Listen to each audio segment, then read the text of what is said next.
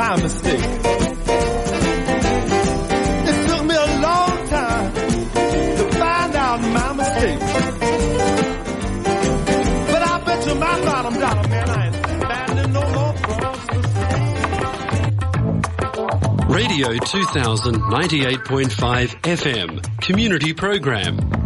सामाजिक हिंदी कार्यक्रम दर्पण आकाशवाणी 2098.5 FM।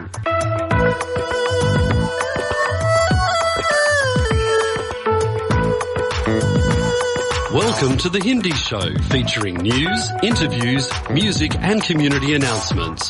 स्वागत है दर्पण हिंदी कार्यक्रम में। आप सुनेंगे समाचार, विचार, संगीत और सामाजिक सूचनाएं। Radio 2000 98.5 FM Multicultural Radio.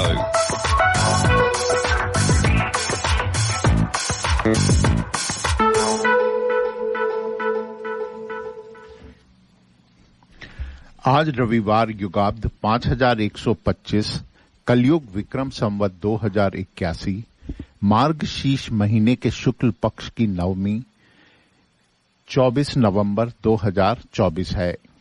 दर्पण के सभी श्रोताओं को संजीव शर्मा और अजय गुप्ता का सप्रेम नमस्कार। अब सुनिए इस सप्ताह के समाचार। मुख्य समाचार इस प्रकार हैं।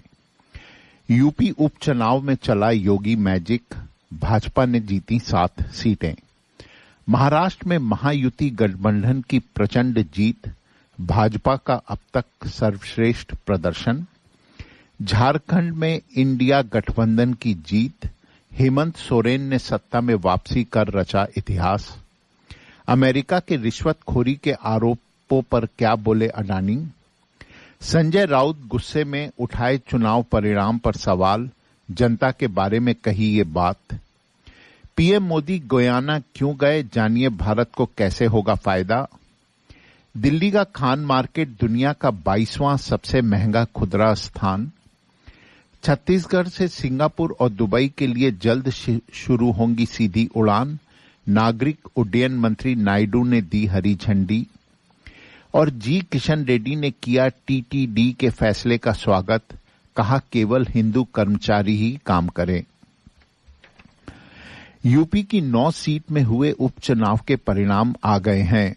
भाजपा सहयोगी दलों के साथ 7 सीटों पर जीत हासिल कर ली है।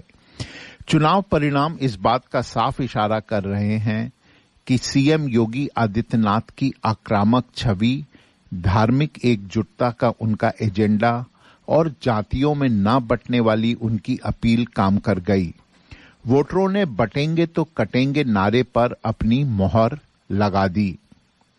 महाराष्ट्र विधानसभा चुनाव में महायुति गठबंधन में प्रचंड बहुमत के साथ जीत हासिल कर सत्ता में वापसी कर रहा है। विधानसभा चुनाव के नतीजों को देखें तो राज्य की 288 विधानसभा सीटों में से महायुति गठबंधन ने राज्य में 233 सीटें जीत ली हैं। वहीं महाराष्ट्र में भाजपा ने अब तक का अपना सर्वश्रेष्ठ प्रदर्शन करते हुए 132 सीटों की जीत हासिल की है। इंडिया गठबंधन 49 सीट हासिल करी है। झारखंड विधानसभा चुनाव में इंडिया गठबंधन ने प्रचंड बहुमत के साथ सत्ता में वापसी कर रही है। अब तक आए चुनावी नतीजे बताते हैं कि झारखंड की 81 सदस्यीय विधानसभा में इंडिया गठबंधन 56 सीट और भाजपा 24 सीट जीती है। अडानी समूह ने अमेरिकी अधिकारियों के रिश्वतखोरी के आरोपों को खारिज करते हुए इन्हें निराधार बताया और कहा कि समूह सभी कानूनों का अनुपालन करता रहा है। उद्योगपति गौतम अडानी पर अमेरिकी अभियोजकों ने भारत में सौर बिजली के ठेके हासिल करने के लिए अनुकूल शर्तों के बदले भारतीय अधिकारियों को $25 करोड़ की रिश्वत देने का आरोप लगाया है। समूह ने कहा कि वह इस मामले में सभी कानूनी विकल्पों का इस्तेमाल करेगा। महाराष्ट्र विधानसभा चुनाव के लिए मतगणना हो गई है। इसी बीच मतगणना को लेकर शिवसेना यूबीटी सांसद संजय राउत का बड़ा बयान सामने आया है। उन्होंने कहा है कि कुछ तो गड़बड़ है। संजय राउत ने कहा कि ये लोगों की राय नहीं है, यह फैसला जनता का फैसला नहीं है। उन्होंने सवाल उठाया कि एकनाथ शिंदे के सभी विधायक कैसे जीत सकते हैं, लोग गद्दारों को कैसे जिता सकते हैं। यह फैसला जनता का फैसला नहीं है। किसी भारतीय प्राइम मिनिस्टर का यह 56 साल बाद गयाना दौरा है। पीएम मोदी और गुयाना के राष्ट्रपति मोहम्मद इरफान के बीच द्विपक्षीय बातचीत हुई। इस दौरान दोनों देशों के बीच कई समझौतों पर हस्ताक्षर हुए हैं। गयाना में पीएम मोदी को सर्वोच्च राष्ट्रीय पुरस्कार द ऑर्डर ऑफ एक्सीलेंस से सम्मानित किया गया। गयाना दक्षिण अमेरिका का एक छोटा सा देश हाल ही में वैश्विक चर्चा में आया है। इसका कारण है इसके यहां मिला विशाल तेल और गैस का भंडार। गयाना दुनिया की सबसे तेजी से बढ़ती अर्थव्यवस्थाओं में से एक है, जहां आर्थिक वृद्धि दर 20% है। गयाना में लगभग 40% आबादी भारतीय मूल की है, जो इसे भारत के लिए सांस्कृतिक और भावनात्मक रूप से जोड़ता है। गयाना का नया मिला तेल भंडार इसे ऊर्जा क्षेत्र में एक बड़ा खिलाड़ी बना सकता है।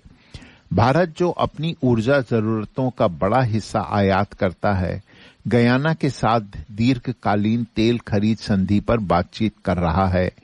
यह सौदा भारत के लिए ऊर्जा सुरक्षा सुनिश्चित करने में मदद करेगा।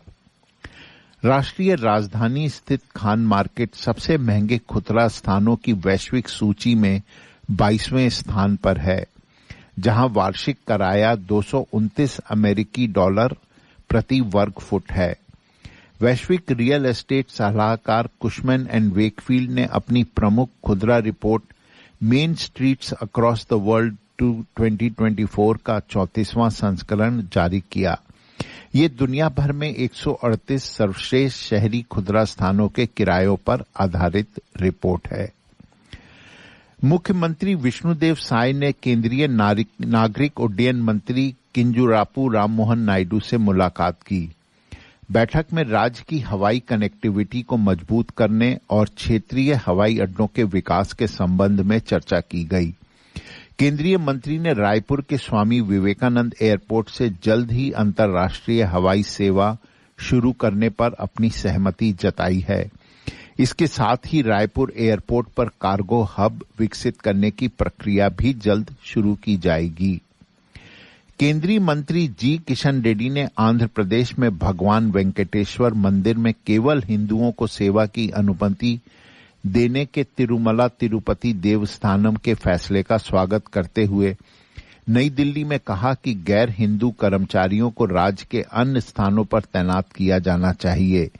नवगठित तिरुमला तिरुपति देवस्थानम बोर्ड ने अपनी पहली बैठक में कथित तौर पर एक प्रस्ताव पारित किया कि केवल हिंदुओं को ही मंदिर में सेवा करने की अनुमति दी जाएगी और बोर्ड द्वारा भर्ती किए गए गैर हिंदू कर्मचारियों को या तो स्वैच्छिक सेवानिवृत्ति दी जाएगी या उन्हें अन्य सरकारी विभागों में स्थानांतरण का विकल्प चुनने के लिए कहा जाएगा। अब सुनिए वाणिज्य समाचार। इस सप्ताह दिल्ली सराफा बाजार बंद होने तक स्टैंडर्ड सोने का भाव 78,970 रुपए प्रति 10 ग्राम था। यूएस डॉलर की विनिमय दर थी 84 रुपए 44 पैसे और ऑस्ट्रेलियन डॉलर की 54 रुपए 89 पैसे। इसी के साथ इस सप्ताह के समाचार समाप्त होते हैं। श्रोताओं, आप सुन रहे हैं दर्पण हिंदी कार्यक्रम। आज हम हर सप्ताह की तरह आपके लिए लाए हैं कुछ मिले जुले गीत, कुछ विज्ञापन और सामाजिक सूचनाएं। आज स्टूडियो में आपके साथ हैं डॉक्टर अजय गुप्ता और संजीव शर्मा। बट अब समय होता है प्रभु वंदना का। पर आइए सुनते हैं आज का विचार। जीवन के कुछ स्तंभ हैं जिनके आधार पर सारा जीवन टिका है। अगर ये स्तंभ कमजोर हैं तो जीवन का कोई महत्व नहीं। वे आधार हैं दृढ़ संकल्प, आत्मविश्वास, निश्चित उद्देश्य, अनुकूल वातावरण और सही विचार। तो चलिए सुनते हैं एक खूबसूरत सा भजन।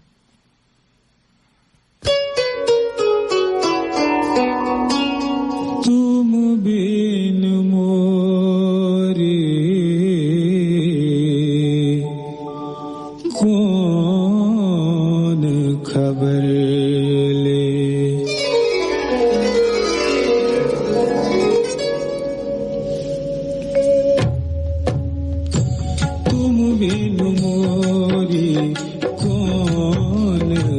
खबर ले, गोवर्धन गिरधारी, गोवर्धन गिरधारी हो, तुम बिन मोरे कौन खबर ले, गोवर्धन गिरधारी, गोवर्धन गिरधारी हो, तुम बिन मोरे कौन खबर।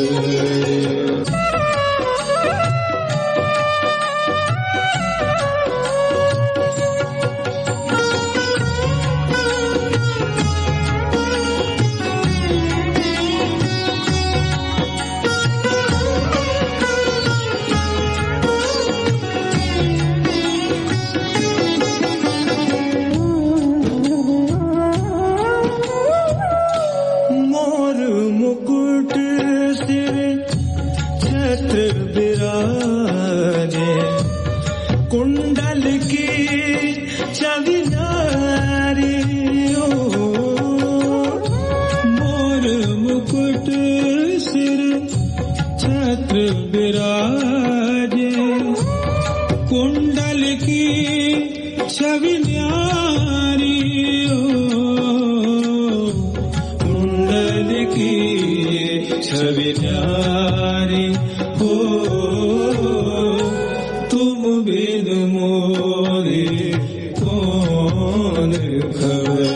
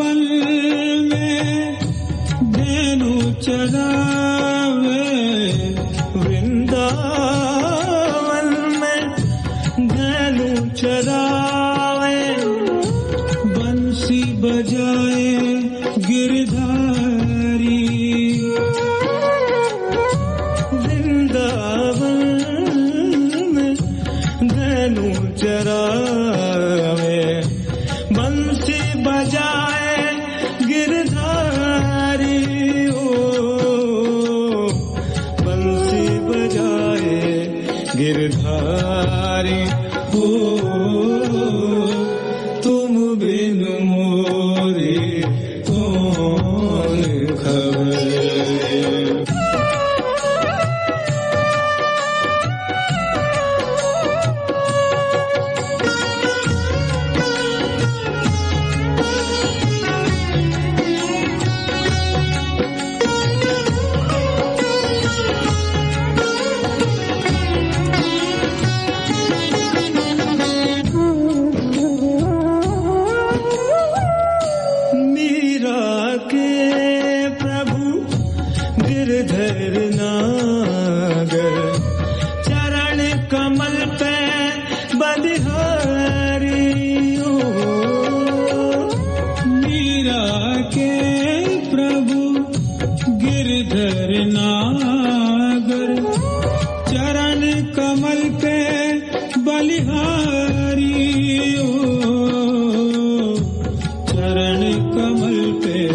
बलिहारी हो, तुम बिन मोरे कौन खबर। गोवर्धन गिरधारी, गोवर्धन गिरधारी हो, तुम बिन मोरे कौन खबर। गोवर्धन गिरधारी, गोवर्धन गिरधारी हो,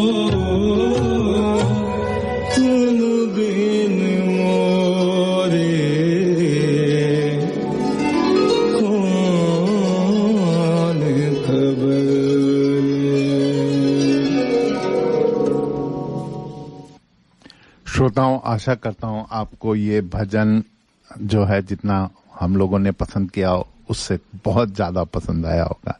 बहुत ही खूबसूरत तरीके से गाया गया था और इसको गाया था उस्ताद अहमद हुसैन और उस्ताद मोहम्मद हुसैन ने। तो चलिए दोस्तों, आज का कार्यक्रम शुरू करते हैं। तो अजय, आज क्या लेके आए हैं आप हमारे सुनने वालों के लिए? संजीव जी, हम आज अपने श्रोताओं को, आज समय पे होता है कि किसी न किसी हिंदी फिल्म के एक जो शख्सियत होता है उससे हम उनका परिचय देते हैं और उनका जो है हम उनकी डिटेल बताते हैं जी। तो हिंदी फिल्मों की एक ऐसी हीरोइन है जिन्होंने अपने समय की अभिनेत्रियों के मुकाबले सबसे अधिक पर्दे पर हिट गाने गाए हैं। अच्छा। हम सब जीवन तमान को एक तड़कीली भड़कीली अभिनेत्री के रूप में जानते हैं। 70 और 80 के दशक में उन्होंने अपनी जमकर पहचान बनाई थी। तो हम जीनत अमान जी की बात कर रहे हैं। जी बिल्कुल। अच्छा। तो इनका नाम सुनते ही इनके गाने याद आते हैं जो हम आपको आज सुनाएंगे आज के कार्यक्रम में। बड़े ही सुरीले गाने हैं और इन गानों आप सुनते हैं तो आपके बिल्कुल मस्तिष्क में जीनत अमान की छवि आ जाती है जी। जो उसके बारे में भी हम बात करेंगे, कैसी उनकी छवि अलग स्थापित की गई थी और मतलब और हीरों से हट करके इन्होंने कुछ ट्रेंड सेट किए थे जी। तो इनकी जो लाइफ की जर्नी है, ये इनका जन्म हुआ था 1951 में। तो इस हफ्ते में उनकी जन्मदिन पड़ता है, तो उस उपलक्ष्य में हम आपको जानकारी दे रहे हैं। तो इनके जो पिता थे वो पठान थे, अमानुल्लाह खान साहब। अच्छा। और आपको जानकर आश्चर्य होगा कि पाकीज़ा और मुगल आजम जैसी फिल्मों के उन्होंने स्क्रिप्ट राइटिंग करी थी। हाँ। तो मतलब फिल्म फैमिली से ही? हाँ, फैमिली से है। और इनकी जो माँ थी उनका नाम था वर्धिनी सिंधिया, जो एक मराठी ब्राह्मण परिवार से थी। और जब ये 13 वर्ष की थी तब इनके पिता का निधन हो गया था। और कहते हैं कि जो उससे पहले ही और माँ और पिताजी के बीच में संबंध ठीक नहीं थे, तो वो उनका डाइवोर्स भी हो गया था। उसके बाद में अपनी पढ़ाई लिखाई करने के लिए चली गई लॉस एंजलिस और फिर वहां से जब वापस आई तो इन्होंने मॉडलिंग करी। तो चेहरा तो आप जानते ही हैं मॉडलिंग के काबिल था। तो इनका जो एक बड़ा लोकप्रिय एड था वो पॉन्ड्स के लिए किया था उन्होंने। पॉन्ड्स 7 डे ब्यूटी ट्रीटमेंट के तौर पे। और फिर ये जर्नलिस्ट भी बनी। कुछ दिनों तक उन्होंने पत्रकारिता का काम किया। तो जब अच्छे मॉडल होते हैं तो उनको फिल्म के ऑफर भी आ जाते हैं। तो ओपी रलहन थे, उन्होंने देख करके इनको ब्रेक दिया था। फिल्म थी हलचल, आपको याद होगा हमारे नाम के। तो पर वो फिल्म ज्यादा चली नहीं। फिर उसके बाद में इनके ऊपर नजर पड़ी देवानंद जी की जी। तो वहां से जो है धूम मची। केवल 19 साल की थी तो उन्होंने कास्ट किया हरे राम हरे कृष्णा के लिए। तो फिर एक गाना सुन लें जहां से इनका इंट्रोडक्शन हुआ। चलिए। तो दोस्तों, जीनत अमान जी की पहचान इस गाने ने सबसे अधिक बनाई।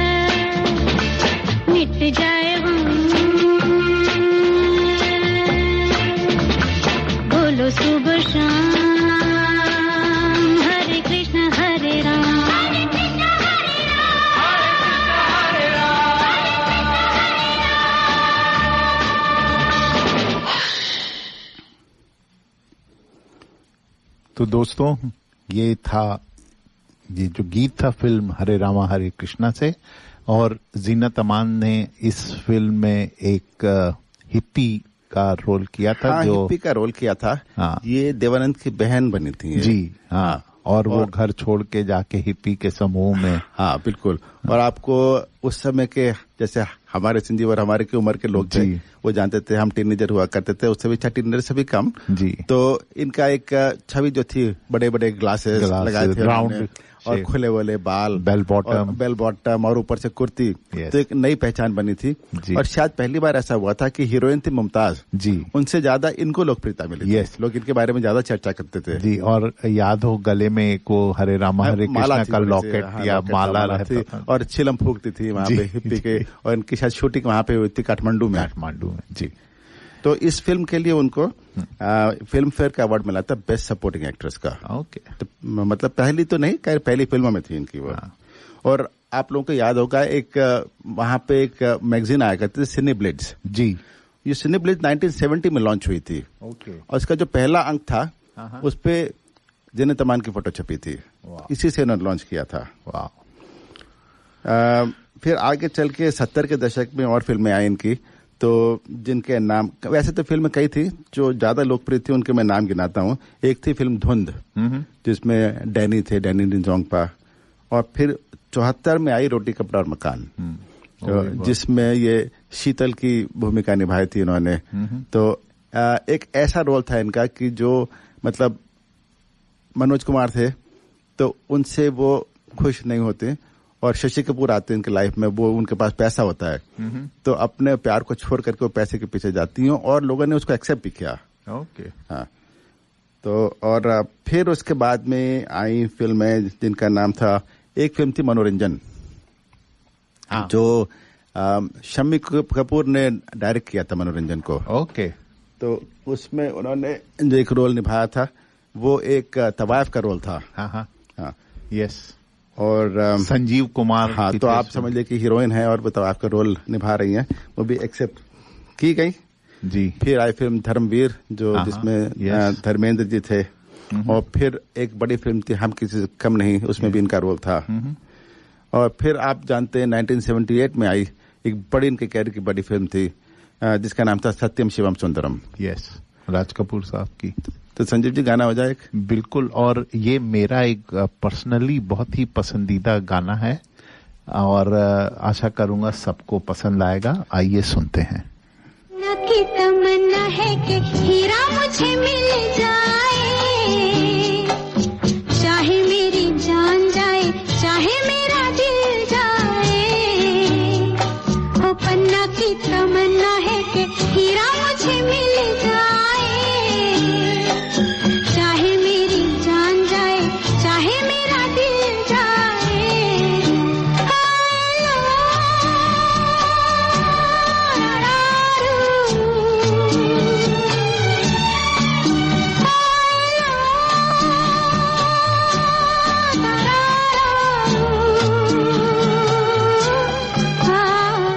पन्ना की तमन्ना है कि हीरा मुझे मिल जाए,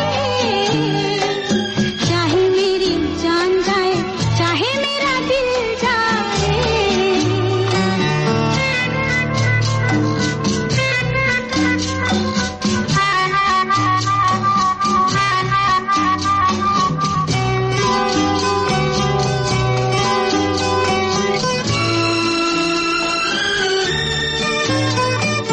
हीरा तो पहले ही किसी और का हो चुका, हीरा तो पहले ही किसी और का हो चुका, किसी की मद भरी आंखों में हो चुका, यादों की बस धूल बन चुका, दिल का फूल। सीने पे मैं रख दूं जो हाथ फिर खिल जाए,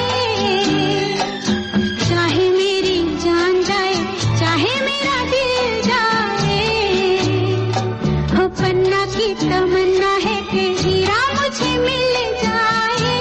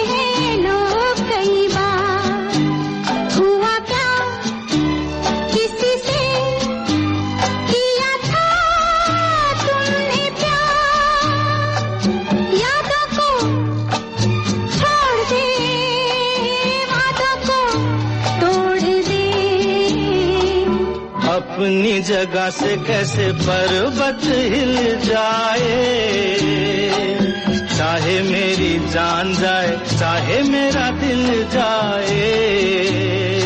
ला ला ला ला ला ला ला ला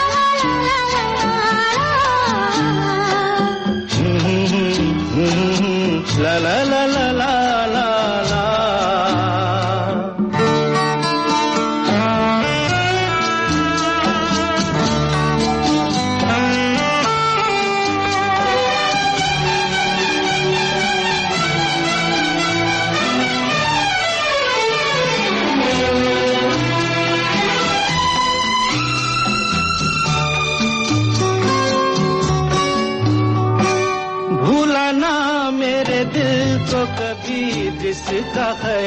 तो श्रोताओं, ये गाना था फिल्म हीरा पन्ना का, जो देवानंद के साथ में बनी थी जी। और जिन्हें तमान ने देवानंद के साथ में 7 फिल्में करी थी। और जैसे आप जानते हैं कि हरे राम हरे कृष्णा से शुरुआत हुई थी और 7 में से 4 फिल्में सुपरहिट हुई थी।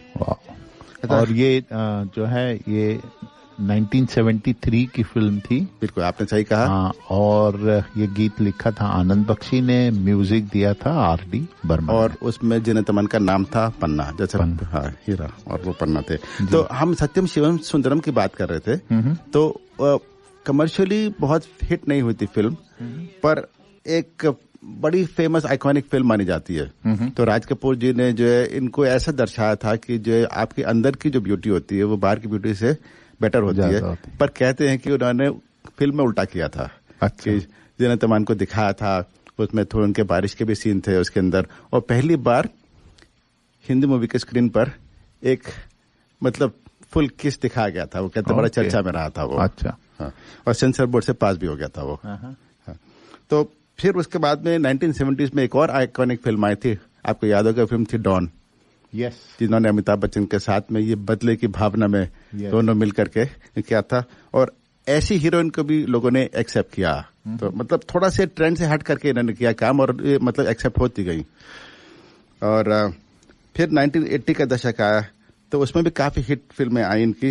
राम बलराम थी, पर आपको याद होगा कुर्बानी फिल्म आई थी जी, जो कि फिरोज खान की थी। उसने तो बड़े हिट गाने थे, एकदम ही धूम मचा दी थी। और फिर आई थी दोस्ताना, जो बच्चन साहब के साथ में थी। और एक फिल्म आई थी इंसाफ का तराजू। यस। जिसमें नए नए लॉन्च हुए थे दीपक पराशर और एक और थे राज बब्बर। हाँ। तो और फिर लावारिस महान, जिसमें अमिताभ बच्चन का ट्रिपल रोल था। फिर आई थी पुकार।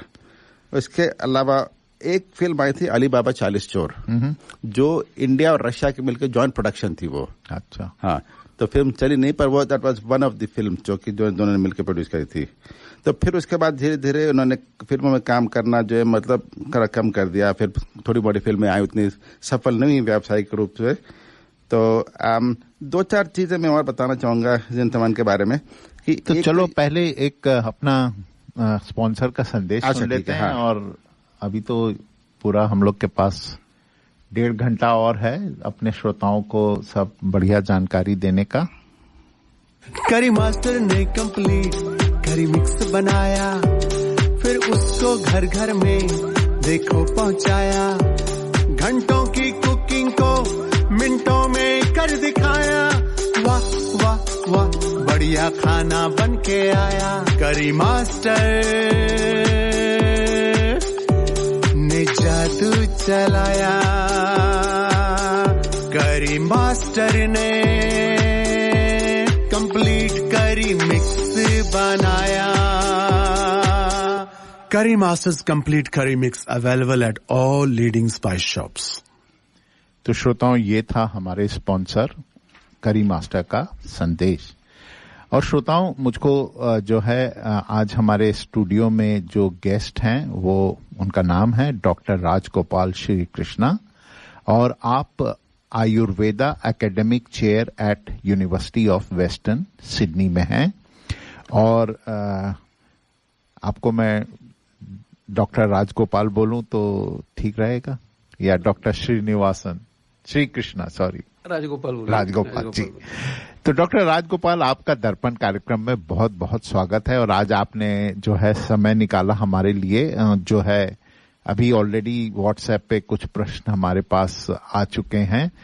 तो सबसे पहले तो आप अगर अपने बारे में हमारे सुनने वालों को कुछ बता दें तो अच्छा होगा। नमस्कार जी, सभी श्रोताओं को मेरा नमस्कार। मेरा नाम है डॉक्टर, तो इंग्लिश में बोलते हैं, हिंदी में बोलेंगे तो वैद्य बोलेंगे। आयुर्वेद डॉक्टर हूं मैं जी। और दिल्ली में अखिल भारतीय आयुर्वेद संस्थान बोल के भारत सरकार का एक संस्था है जी। ये super speciality Ayurveda super speciality hospital है, उसमें फैकल्टी हूं, एडिशनल प्रोफेसर के रूप में हूं। पिछले 10 महीने से मैं यहाँ सिडनी में हूँ। और आयुष मंत्रालय जो है जी, आयुर्वेद को प्रोपगेशन, ग्लोबलाइजेशन, रिसर्च, इस पर्पज से जी वेस्टर्न सिडनी यूनिवर्सिटी के साथ एमओयू किया और उस एमओयू का तहत मैं यहाँ आया हूँ, 1 साल के लिए आया हूँ। Very nice. तो आपके बारे में तो आपने बताया, तो शुरुआत करते हैं। What is Ayurveda and what is history of Ayurveda? देखिए, आयुर्वेद भारत बोलने से पुराना भारत, सनातन भारत का एक देन है दुनिया के लिए जी। आरोग्य शास्त्र जी। अगर आप देखते हैं तो हमारा जो नॉलेज सिस्टम है, विजडम जो है, ये वैदिक लिटरेचर से शुरू हुआ है। आयुर्वेद को ऋग्वेद का उपवेद मानते हैं। उपवेद मतलब उसका सब्सिडियरी बोल के, कुछ लोगों ने उसको अथर्ववेद का उपवेद भी मानते हैं। It's all about health and wellness. सिर्फ व्याधि को चिकित्सा देके ठीक करना नहीं है, पहले तो अपना स्वास्थ्य को कैसे संभालना है, स्वस्थ कैसे रहना है, ये बोलता है पहला। उसके बाद व्याधि का चिकित्सा भी बोलता है। तो इसमें बहुत सारा हिस्ट्री देखेंगे तो क्रिस्तपूर्व 5000 लगभग उस टाइम का बोलते हैं। एग्जैक्ट ओरिजिन हमें पता नहीं है। मैं भी थोड़ी सी रिसर्च कर रहा था उसमें, तो कहते हैं कि आयुर्वेद की शुरुआत हुई थी ब्रह्म के वाणी से। तो ब्रह्म ने वाणी दी और श्लोकों के तौर पे, तो वो श्लोक चलते आए। उसके बाद में फिर वेदों में उनका जो मतलब उन्होंने एस्टेब्लिश हुए उसके बाद में, और कई साल तक शायद रिटर्न नहीं थे, रिटर्न फॉर्म में वो, तो श्लोक के फॉर्म में वर्बली जो जनरेशन हुए फिर उसके बाद में। एग्जैक्टली आप सही बोल रहे हैं। ब्रह्मा स्मृत्यायुषो वेदम प्रजापतिरजिग्रहत बोल के आयुर्वेद का प्रथम ग्रंथ है चरक संहिता जी। और ये चरक संहिता का रिटर्न लिखित ग्रंथ वो मिलता है। तो चरक संहिता का समय आप देखेंगे तो लगभग आज से 3500 साल पुराना है जी। अभी तो 2024 हो गया, 1500 साल पुराना उससे पीछे का है। तो उसमें ये शुरू होता है कि ब्रह्मा ने स्मृति किया, मतलब याद किया जी। उसको उगम नहीं है। और उसको प्रजापति से उसके बाद इंद्र को आया, इंद्र के बाद अश्विनी कुमारों को आया। अश्विनौ बोलते हैं हम, 2 लोग हैं वो, इनको देव भिषजो बोलते हैं। ये देव लोगों का वैद्य लोग थे। तो वहां से जब दुनिया में व्याधि बहुत ज्यादा हो गया, लोग रोगों से पीड़ित हो गए, लोग सफर होना शुरू हो गया, तो भारद्वाज बोल के मुनि और मुनि गण, इट इज सी आयुर्वेद ऐसे नहीं है कि किसी ने बोला लिखा, ऐसा नहीं है, ये एक डिस्कशन है जी। तो ऋषि गण हिमालय का चोट में गए, वहां इनसे मुलाकात हुआ, उनसे आयुर्वेद का ग्रहण किया। और उसमें आता है अग्निवेश बोल के एक नाम आता है, अग्निवेश भेलश्च, 6 लोगों का नाम आता है। उसमें भी देखिए आज भी हमारा स्कूल में क्या होता है कि कुछ इंटेलिजेंट बच्चे होते हैं, कुछ थोड़ा डल होते हैं, कुछ बहुत पुअर होते हैं। तो ऐसे ही था। तो अग्निवेश सबसे इंटेलिजेंट था, उसने उसको लिखित किया। और बाकी लोगों ने भी बुक किया है, बट अग्निवेश का फर्स्ट बुक लिखा है, इसलिए उसको फर्स्ट रैंक दिया है। उसी को चरक ने संग्रह करके दोबारा चरक संहिता के रूप में लिखा है। तो उसके बाद ऑफ कोर्स सर्जरी आयुर्वेद में है, उसका सुश्रुत संहिता है। उसके बाद अगर क्रिस्त शक आ गया, उसमें वाग्भट बोल के मुनि आए थे, उनका 2 ग्रंथ है, अष्टांग संग्रह, अष्टांग हृदय बोल के। उसके बाद तो हर शताब्दी में कम से कम 10-20 ग्रंथ आना शुरू हो गया। पहले तो पौधों में शुरू हुआ था जी, मेडिसिनल प्लांट्स में शुरू हुआ था। उसके बाद मेटल्स, मिनरल्स भी इंक्लूड हो गया, मर्क्यूरी जैसे मेटल्स भी इंक्लूड हो गया। ट्रीटमेंट में क्या करना है बोल के उसका प्रोसेसिंग वगैरह, तो संपूर्ण ज्ञान मिलता है हमें। लाइक एक मेडिकल साइंस कंप्लीट बोलना है हमें। तो डॉक्टर राजगोपाल जी, ये बताइए कि मतलब इसमें और जो बाकी आयुर्वेदा में और जो बाकी मेडिसिनल सिस्टम्स हैं, तो उसमें क्या मतलब how they are same and different, like क्या उनमें समानता है और क्या जो है? देखिए, मेडिकल सिस्टम सभी व्याधि को निग्रह करके स्वास्थ्य को बढ़ाने का इसमें है। तो आयुर्वेद भी वही बोलता है, बट उससे पहले आयुर्वेद स्वास्थ्य को कैसे रखना है, स्वस्थ कैसे रहना है, इसको पहले बोलता है। और उसके बाद चिकित्सा बोलते हैं। मतलब बीमार होने की जरूरत ही ना पड़े। यस, उसको वो स्वस्थ व्रत बोलते हैं हम आयुर्वेद भाषा में, या प्रिवेंटिव मेडिसिन बोलते हैं। तो पहला एस्पेक्ट प्रिवेंशन है, second aspect cure of diseases है, ये आयुर्वेद है। बाकी ग्रंथों में, बाकी ट्रेडिशनल सिस्टम्स में क्या है कि स्वस्थ रहने का या प्रिवेंशन का बहुत ज्यादा एक्सप्लेनेशन नहीं मिलता है। अभी जो आधुनिक शास्त्र जो है, कन्वेंशनल मेडिसिन जो बोलते हैं, एलोपैथी बोलते हैं, उसमें भी प्रिवेंशनल मेडिसिन, प्रिवेंशन, इसका इंपॉर्टेंस अभी 50-60 साल से आया है, उससे पहले इसमें ज्यादा नहीं था। तो ट्रेडिशनल मेडिसिन और आयुर्वेद में इतना ही अंतर है कि आयुर्वेद एक संपूर्ण ज्ञान है जिसमें एनाटॉमी, फिजियोलॉजी, पैथोलॉजी, माइक्रोबायोलॉजी और उसके बाद आता है चिकित्सा। चिकित्सा में भी 2 प्रकार, औषध चिकित्सा और शस्त्र चिकित्सा, ये सब आता है। तो it's a complete knowledge. Very nice. और जैसे और भी कई जो मेडिसिन सिस्टम है, जैसे चाइनीज ट्रेडिशनल मेडिसिन है, होम्योपैथिक है, यूनानी है, तो where does Ayurveda sit among all these? या आयुर्वेदा इज दी लाइक जो ओरिजिनल और वहां से ये सारे निकले हैं? अब ऐसे तो हम नहीं बोल सकते आयुर्वेदा ओरिजिनल है बोल के, because systematically organised knowledge system जो है जी, ये आयुर्वेद है। Okay. क्योंकि चाइनीज सिस्टम मेडिसिन या ट्रेडिशनल जो भी 2 प्रकार का है, एक तो चिकित्सा है, एक हीलिंग मेथड्स है। अच्छा। जिसको स्पिरिचुअल हीलिंग बोलते हैं या मंत्र तंत्र वगैरह वगैरह है। तो बहुत सारा ट्रेडिशनल मेडिसिन इसमें ज्यादा कॉन्सेंट्रेट करते हैं। कॉमनैलिटी ये है कि सभी में हम प्लांट्स को कॉन्सेंट्रेट करना है, नेचर और नेचर में जो अवेलेबल है उसी द्रव्यों को उपयोग करते हुए ट्रीटमेंट करना है, या उसी द्रव्यों को उपयोग करके चिकित्सा करना है। होम्योपैथी भी ऐसे ही है। गोपाल, मैं पूछना चाहूंगा, जैसे कि जो बेसिस होता है किसी भी एक ट्रेडिशनल सिस्टम का, तो उसमें आयुर्वेद थोड़ा सा हटके है, क्योंकि हम कहते हैं कि जो बॉडी की जो फिजियोलॉजी है उस पर जैसे उसका जिक्र होता है दोष, धातु और मल। एग्जैक्टली। तो आप थोड़ा सा उस पर हमें एक प्रकाश डालेंगे? देखिए, सभी सृष्टि का उत्पत्ति हुआ है पंचमहाभूत से, पृथ्वी, अप, तेज, वायु, आकाश बोलते हैं हम। तो ये पंचमहाभूत में जीव नहीं है। जब इसमें आत्मा एंटर होता है तो वो बनता है जीवात्मा।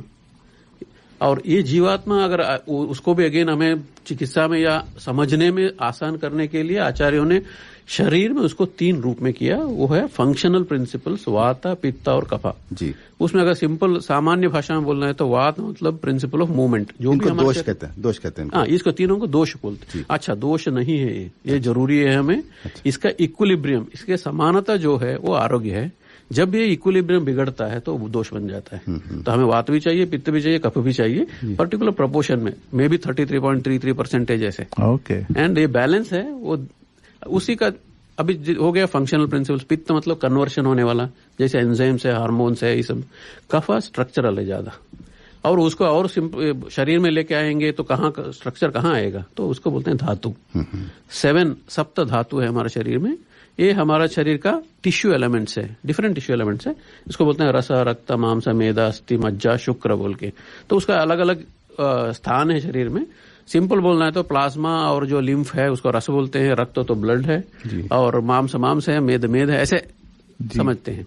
और इक्विलिब्रियम हर चीज में जरूरी है। तो एक चीज और आपसे पूछना चाहूंगा, आप यहाँ पे अभी वेस्टर्न सिडनी यूनिवर्सिटी में हैं, तो आपको क्या लगता है यहाँ पे आयुर्वेदा का क्या स्टेटस है ऑस्ट्रेलिया में? देखिए, ऑस्ट्रेलिया में आयुर्वेद का स्टेटस बहुत अच्छा है। अगर दुनिया में अगर देखेंगे, इंडियन सब कॉन्टिनेंट जैसे भारत है, श्रीलंका है, नेपाल है, बांग्लादेश है, और थोड़ा हद तक पाकिस्तान भी है, बिकॉज पहले हम भारत ही थे। तो इस जगह पे आयुर्वेद ऑलरेडी है। और पुराने जमाने में आयुर्वेद नॉलेज जो है, जो ये जो साउथ ईस्ट एशियन कंट्रीज है, ये सभी में स्प्रेड हुआ है। But after some time, of course because of myriad reasons, बहुत सारा कारण है उसमें, ये आयुर्वेद का नाम गया और वो नेचुरल मेडिसिन वो रह गया है। इसलिए आपने थाईलैंड, मलेशिया, वियतनाम और ये सभी जगह पे जाइए, आपको कुछ ना कुछ तो रेमिनेंट्स मिलेगा। बिल्कुल। ऑस्ट्रेलिया में भी ऐसे ही है। और पोस्ट इंडिपेंडेंस में 1960-70s में इक्का दुक्का आयुर्वेद वैद्य यहाँ आना शुरू किए हैं, बट आयुर्वेद प्रैक्टिस करने के लिए नहीं, ऐसे आए दूसरे कार्यों में और प्रैक्टिस करना या वेलनेस प्रैक्टिस करना शुरू किया। आज के दिन में Australia is one country which has open to all knowledge systems. Ayurveda के लिए भी यहाँ पे भी आयुर्वेद एक अप्रूव्ड कॉम्प्लीमेंट्री मेडिसिन है। आप प्रैक्टिस कर सकते हैं जी। हाँ, कुछ लिमिटेशंस है। जैसे सर्जरी वगैरह, उसका लिमिटेशन है जी, बट अदरवाइज आयुर्वेद ऑस्ट्रेलिया में लगभग 250 से 300 आयुर्वेदा डॉक्टर्स है, क्वालिफाइड डिग्री होल्डर्स है। बहुत सारे लोग प्रैक्टिस नहीं करते हैं, बहुत सारे लोग प्रैक्टिस भी करते हैं। अभी सिडनी लीजिए तो मेरे जानकारी में कम से कम 15-20 आयुर्वेदा डॉक्टर्स प्रैक्टिस कर रहे हैं। तो आप वेस्टर्न सिडनी में जो आपका रोल है उस पर थोड़ा सा आप एक्सप्लेन करेंगे कैसे? मतलब वेस्टर्न सिडनी में मेरा रोल है ज्यादा रिसर्च ओरिएंटेड है जी। मिनिस्ट्री ने मुझे ये भेजा है कि 3 पर्पज से, एक तो रिसर्च, दूसरा एजुकेशन और तीसरा spreading the knowledge of Ayurveda, right knowledge of Ayurveda या ऑथेंटिक नॉलेज ऑफ आयुर्वेदा बोल के। तो एकेडमिक्स में यहाँ पे ऑस्ट्रेलिया में 2 प्रोग्राम्स हैं। यूनिवर्सिटी में कोई डिग्री नहीं है जी, बट यहाँ जो कोर्स है वो टेफ में अंदर आता है, मतलब स्किल डेवलपमेंट इसमें आता है। डिप्लोमा इन आयुर्वेदा और post graduate diploma in Ayurveda बोल के, ये दोनों 18 महीने से 2 साल का प्रोग्राम है और मिक्स प्रोग्राम है, regular class plus. Western Sydney university में रिसर्च हो रही है आयुर्वेदा के ऊपर? हाँ, वेस्टर्न सिडनी में रिसर्च का इनिशिएशन शुरू किए हमने जी, बिकॉज ये पहला चेयर है जी, आके 8-10 महीने ही हुआ है, हम प्रोजेक्ट्स बना रहे हैं। तो एक और प्रश्न मेरे दिमाग में आ रहा है कि आप तो यहाँ काफी दिन से हैं, तो आपको लगता है क्या कि जो हमारे जो ट्रेडिशनल जो रेजिडेंट्स थे यहाँ के, उनमें भी कुछ आयुर्वेदा का, क्योंकि एक बहुत इंटरेस्टिंग बात शायद लोगों को नहीं पता होगा, यहाँ पे एक जो डॉग की प्रजाति जिसको डिंगो बोलते हैं, तो बेसिकली डिंगो इज जो हमारे इंडिया में जो देसी कुत्ता जिसको बोलते थे, तो जरूर कोई ना कोई there was some transfer happened between India and here. तो क्या कुछ ये मेडिसिन या आयुर्वेद फील्ड में भी ऐसा कुछ हुआ? शायद है, क्योंकि यहाँ का जो ट्रेडिशनल मेडिसिन है ना, टॉरस स्ट्रेन आइसलैंडर्स का जो प्रैक्टिस है, इसको बोलते हैं बुश मेडिसिन। अच्छा, बुश मतलब हर्ब्स, प्लांट्स ही बुश मेडिसिन बोलते हैं। हाँ।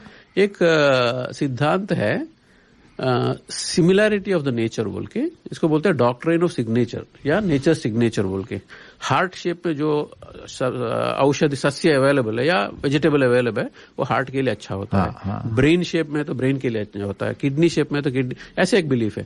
तो बुश मेडिसिन का ज्यादा, जहां तक मैं समझा हूं, वो ज्यादा इस तरीका का है और प्लस एक्सपीरियंशियल है, अनुभवजन्य ज्ञान है वो जी। जो अपना लिमिटेशन है वो लोग जो समझ सकते हैं वो किए। अब कोर्स अभी उसके ऊपर भी काफी रिसर्च हो रहा है, चल रहा है। चलिए दोस्तों, डॉक्टर राजगोपाल तो हमारे साथ हैं और पूरे प्रोग्राम में अगर आपको कोई स्पेसिफिक प्रश्न, ऑलरेडी कुछ प्रश्न आ चुके हैं, आपको अगर पूछना है तो आप जरूर व्हाट्सएप ग्रुप में डाल दीजिए। और अजय, जैसे आप सत्यम शिवम सुंदरम के बारे में बात कर रहे थे, तो क्यों ना एक सत्यम शिवम सुंदरम का गाना सुन लें, बहुत ही खूबसूरत सा। मैं तो सोच ही रहा था कि आप बजाएंगे इस बार गाने को। बिल्कुल बजाएंगे।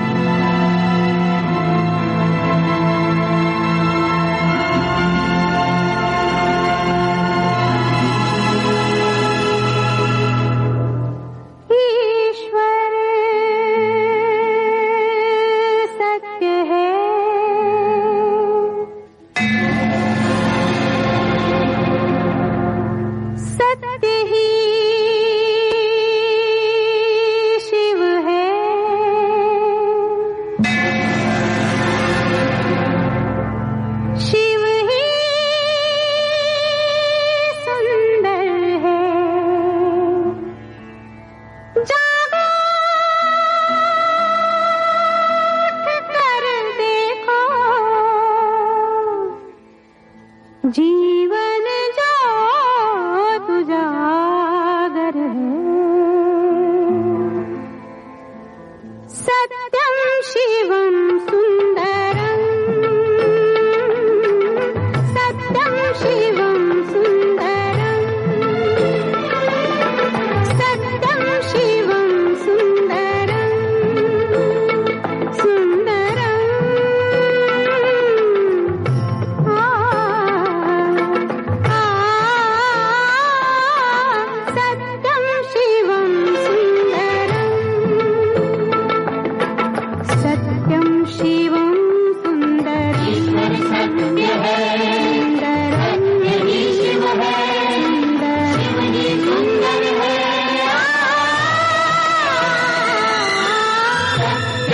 शिवं सुन्दरं सत्यं शिवं सुन्दरं सत्यं शिवं सुन्दरं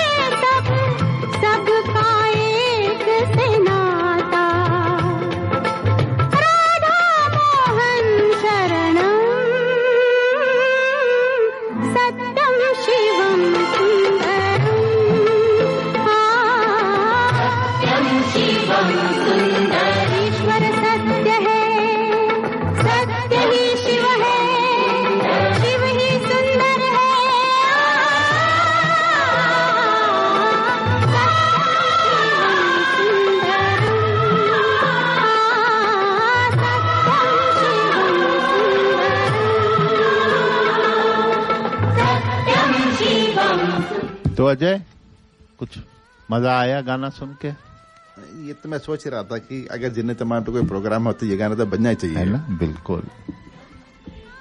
तो दोस्तों, आशा करता हूं आप भी पसंद कर रहे होंगे। तो आज खूबसूरत गीत हैं, जीनत अमान जी के बारे में जानकारी है, और सबसे तो अच्छा है वो है कि डॉक्टर राजगोपाल जी हमारे साथ हैं।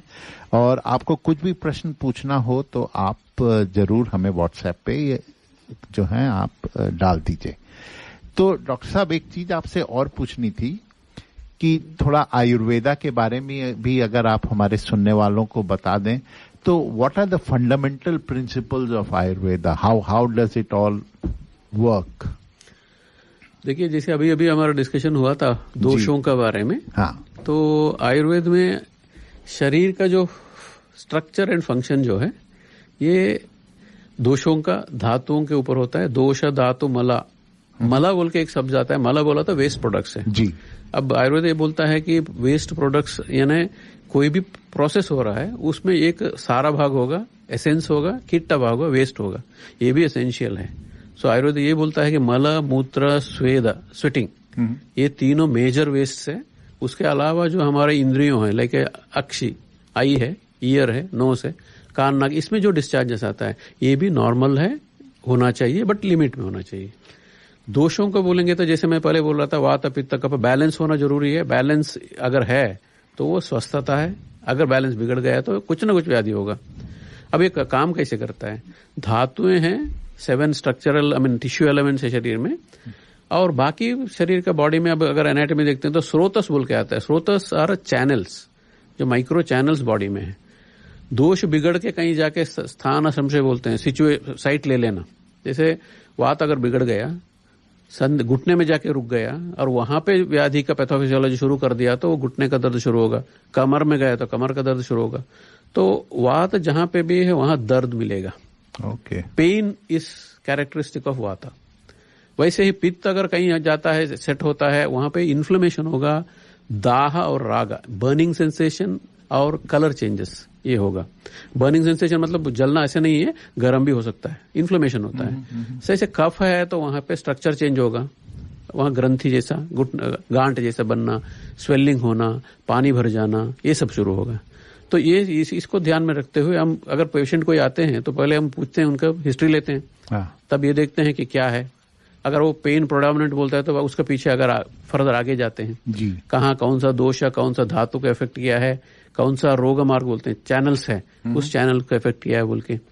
तो पहले ये समझना है कि दोष क्या है और दोष का क्या स्थिति होना चाहिए। आपने बहुत अच्छी तरह से एक्सप्लेन किया है, पर एक और आयुर्वेद में शब्द आता है पंचकर्म।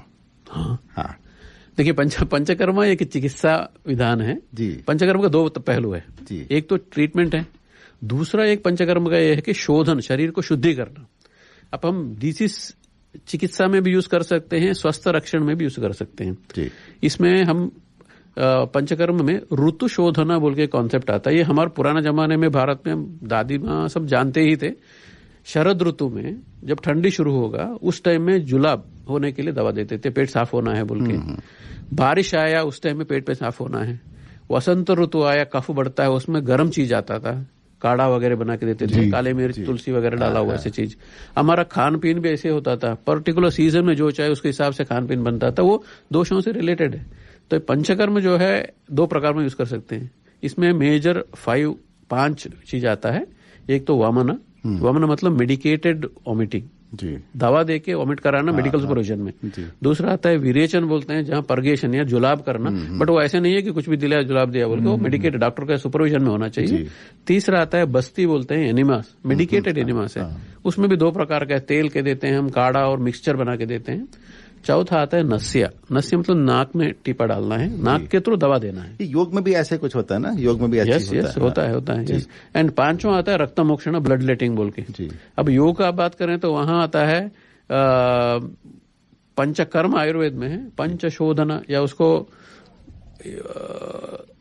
वस्ती नेति नौली बोल के बोलते हैं, योग में भी आता है वो। तो एक और प्रश्न जो है मेरे दिमाग में आ रहा है कि जनरली जैसे आप कोई आयुर्वेदिक डॉक्टर के पास जाते हैं तो आपका नाड़ी का परीक्षण करते हैं, है ना? तो मेरा ये प्रश्न है कि ये नाड़ी परीक्षण क्या होता है, और मैं एक आई एम अ कंप्यूटर गाय, तो दूसरा मेरा थोड़ा सा अलग हटके है कि कैन वी ऑटोमेट दैट? बहुत अच्छा प्रश्न है। देखिए, नाड़ी आयुर्वेद शास्त्र में अगर ओरिजिनल बुक्स आप देखते हैं तो सिर्फ उसका उल्लेख मिलता है जी, बट वो मैटर ऑफ एक्सपर्टाइज है, साधना का विषय है। हर आयुर्वेद डॉक्टर नाड़ी में एक्सपर्ट होना जरूरी नहीं है। बेसिक्स जानकारी होगा, एक्सपर्ट नहीं होगा। एक्सपर्ट होने के लिए प्रैक्टिस चाहिए जी। और बार बार 1000 पेशेंट का आप नाड़ी देखते हैं।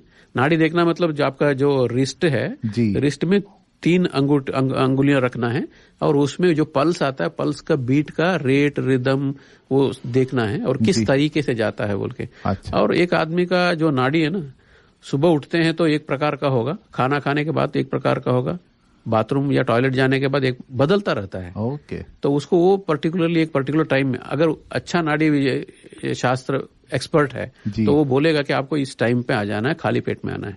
ओके। तो एक्सपर्ट का विषय है। और दूसरा है कि आप पूछ रहे थे नाड़ी का इलेक्ट्रॉनिक वर्जन, ऑलरेडी अवेलेबल है मार्केट में। अच्छा। नाड़ी तरंगिणी, नाड़ी नादा बोल के वगैरह इंस्ट्रूमेंट्स अवेलेबल है। वो आपको नाड़ी का क्या फ्लो कैसा है उसका डिटेल बताएगा, रेटिंग बताएगा, उसका आधार पर वाता, पित्ता, कफा, ये नाड़ी में भी 3 प्रकार का है। इसको हम एनालाइज कर सकते हैं। बट इट्स बेसिकली एक्सपीरियंशियल है, अच्छा एक्सपीरियंस चाहिए। But like the basics you can still, like there are instruments available. Instruments reading, जैसे आपको ईसीजी, ईजी ग्राफ्स आता है, ऐसे ग्राफ्स मिलता है, उसको आपको इंटरप्रेट करना है। अच्छा, एक चीज मैं और पूछना चाहूंगा, जैसे आपके पास आयुर्वेदिक कोई जो है मतलब वैद्य है, उनके पास लोग जाते हैं तो आप उनसे सवाल पूछते हैं, उनके सिम्टम के बारे में पूछते हैं, पर वो जो है मतलब ऐसे सिम्टम बेस्ड नहीं होता। एक आयुर्वेद में शब्द आता है प्रकृति। हाँ, तो फिर वो मतलब आदमी की जो भी कोई भी व्यक्ति है उसकी प्रकृति है, उसके हिसाब से उसको उपचार मिलता है। तो उसके प्रकृति के बारे में थोड़ा सा अगर आप देखिए, प्रकृति ऐसे बोलने के लिए बहुत सिंपल सामान्य विषय है, बट अगर समझना है तो बहुत कॉम्प्लेक्स है। एक आदमी का प्रकृति जो है वो जब उसका भ्रूणावस्था होता है उसी टाइम पे डिसाइड होगा। वो उसको बोलते हैं मूल प्रकृति, इन्नेट नेचर। ये हम बोलते हैं ना उसका प्रकृति बदलेगा नहीं बोल के। आप कुछ भी करो, कंट्रोल कर सकते हैं। योग शास्त्र का जो ध्यान प्राणायाम वगैरह करके प्रकृति एक्सप्रेशन को कंट्रोल कर सकते हैं, बट वो इन्नेट नेचर बदलेगा नहीं। बिल्कुल, आपने बहुत सही बोला। उसी तरह से खाने पीने में जो आप लेते हैं, जैसे जो वात बढ़ने वाला कुछ लेंगे तो वात बढ़ेगा, तो प्रकृति में वात का लक्षण ज्यादा मिलेगा। अब प्रकृति भी 7 प्रकार का है जी। वातिका, पैतिका, कफज, उसको बोलते हैं एक दोष जो बोल के, एक ही दोष है उसमें। द्वंद्वज मिक्स प्रकृति मिल सकता है, वाता पित्ता कॉम्बिनेशन में, और तीनों मिला के मिल सकते हैं। 7 प्रकार का है। अब आज के दिन में हमें ये एक दोष जब प्रकृति बहुत बहुत बहुत रेयर है, नहीं मिलेगा, क्योंकि परम्यूटेशन एंड कॉम्बिनेशन में, जैसे पहले बोला, स्वस्थ रहने के लिए वाता पित्ता के तीनों दोष चाहिए, तो उसका बैलेंस अगर है तो आपको मिक्स प्रकृति मिलेगा। तो पर आपको आपके पास पेशेंट आता है तो आपका जो उपचार होता है, तो आप तो जब दवाई देते हैं तो प्रकृति को भी आप उसमें ध्यान में रखना ही पड़ता है। देखिए, एक कोई व्यक्ति वात प्रकृति या वात प्रेडोमिनेंट प्रकृति वाला है, उसमें अगर वात प्रेडोमिनेंट डिसीज व्याधि आ गया तो थोड़ा सा चिकित्सा करने के लिए मुश्किल है जी। तो इसलिए प्रकृति को ध्यान में रखना। वो एक्सपीरियंस्ड वैद्य को तो प्रकृति देख के बोलेगा। चलिए, एक हमारे स्पॉन्सर का भी संदेश सुन। और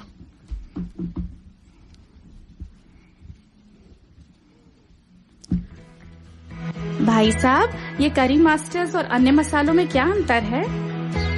बहन जी, करी मास्टर्स कंप्लीट करी मिक्स है।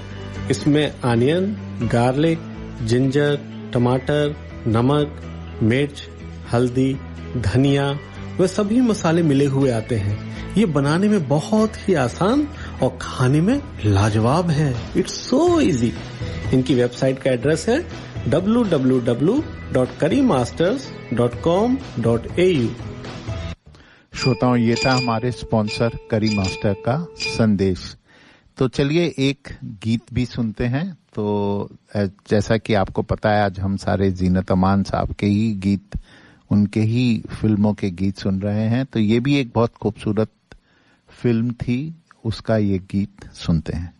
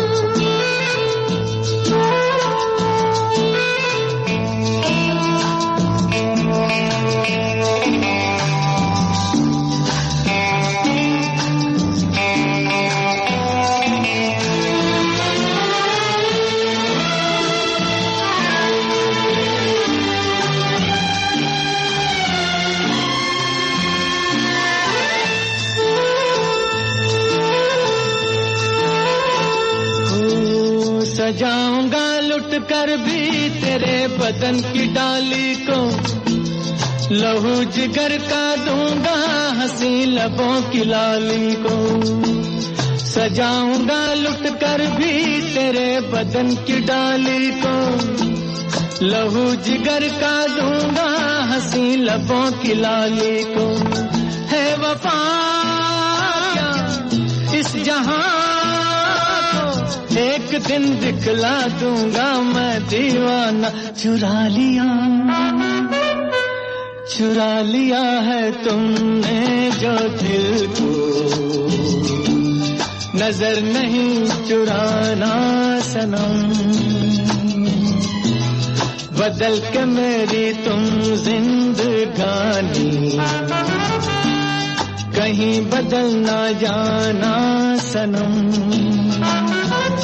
ले लिया दिल, हाय मेरा दिल, हाय दिल कर।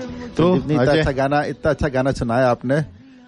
ये गाना यादों का फिल्म यादों की बारात का था जी। जिन्नत अमान जो है एक गिटार लेकर बजाती है गाना जी हाँ। तो जब ये गाना बजता है तो उनकी मतलब वही छवि सामने आती है कि जो विजय अरोड़ा है and it started with 2 wine glass. हाँ बिल्कुल बहुत अच्छा आपने बोला। तो ये आर.डी. बर्मन की जो मतलब खासियत है जी जो वाइन ग्लास है। हाँ। तो दोस्तों आशा करता हूँ ये कार्यक्रम आपको पसंद आ रहा होगा। तो हम लोगों ने काफी आयुर्वेदा की जो थ्योरी है वो डॉक्टर साहब से बात करी, तो आइए अब कुछ प्रैक्टिकल यूजेस पे आते हैं। तो ऋचा जी पूछ रही हैं कि can diabetes be cured by Ayurveda? देखिए डायबिटीज एक ऐसा व्याधि है उसको क्यूर करना मतलब नोबेल प्राइज मिलने का विषय है। आयुर्वेद में भी डायबिटीज के बारे में प्रमेह नाम में दिया है जी। 20 प्रकार का प्रमेह है, उसमें 1-2 वैरायटी है जिसमें यूरिन मूत्र में शक्कर या शुगर का अंश आता है, मधुमेह या इक्षुमेह बोलते हैं। वो भी जनरल प्रिंसिपल आयुर्वेद में बोला है कि 1 साल तक का ड्यूरेशन में अगर कोई व्याधि है मतलब वो सुखा साध्य इजीली क्यूर कर सकते हैं। Early onset. हाँ।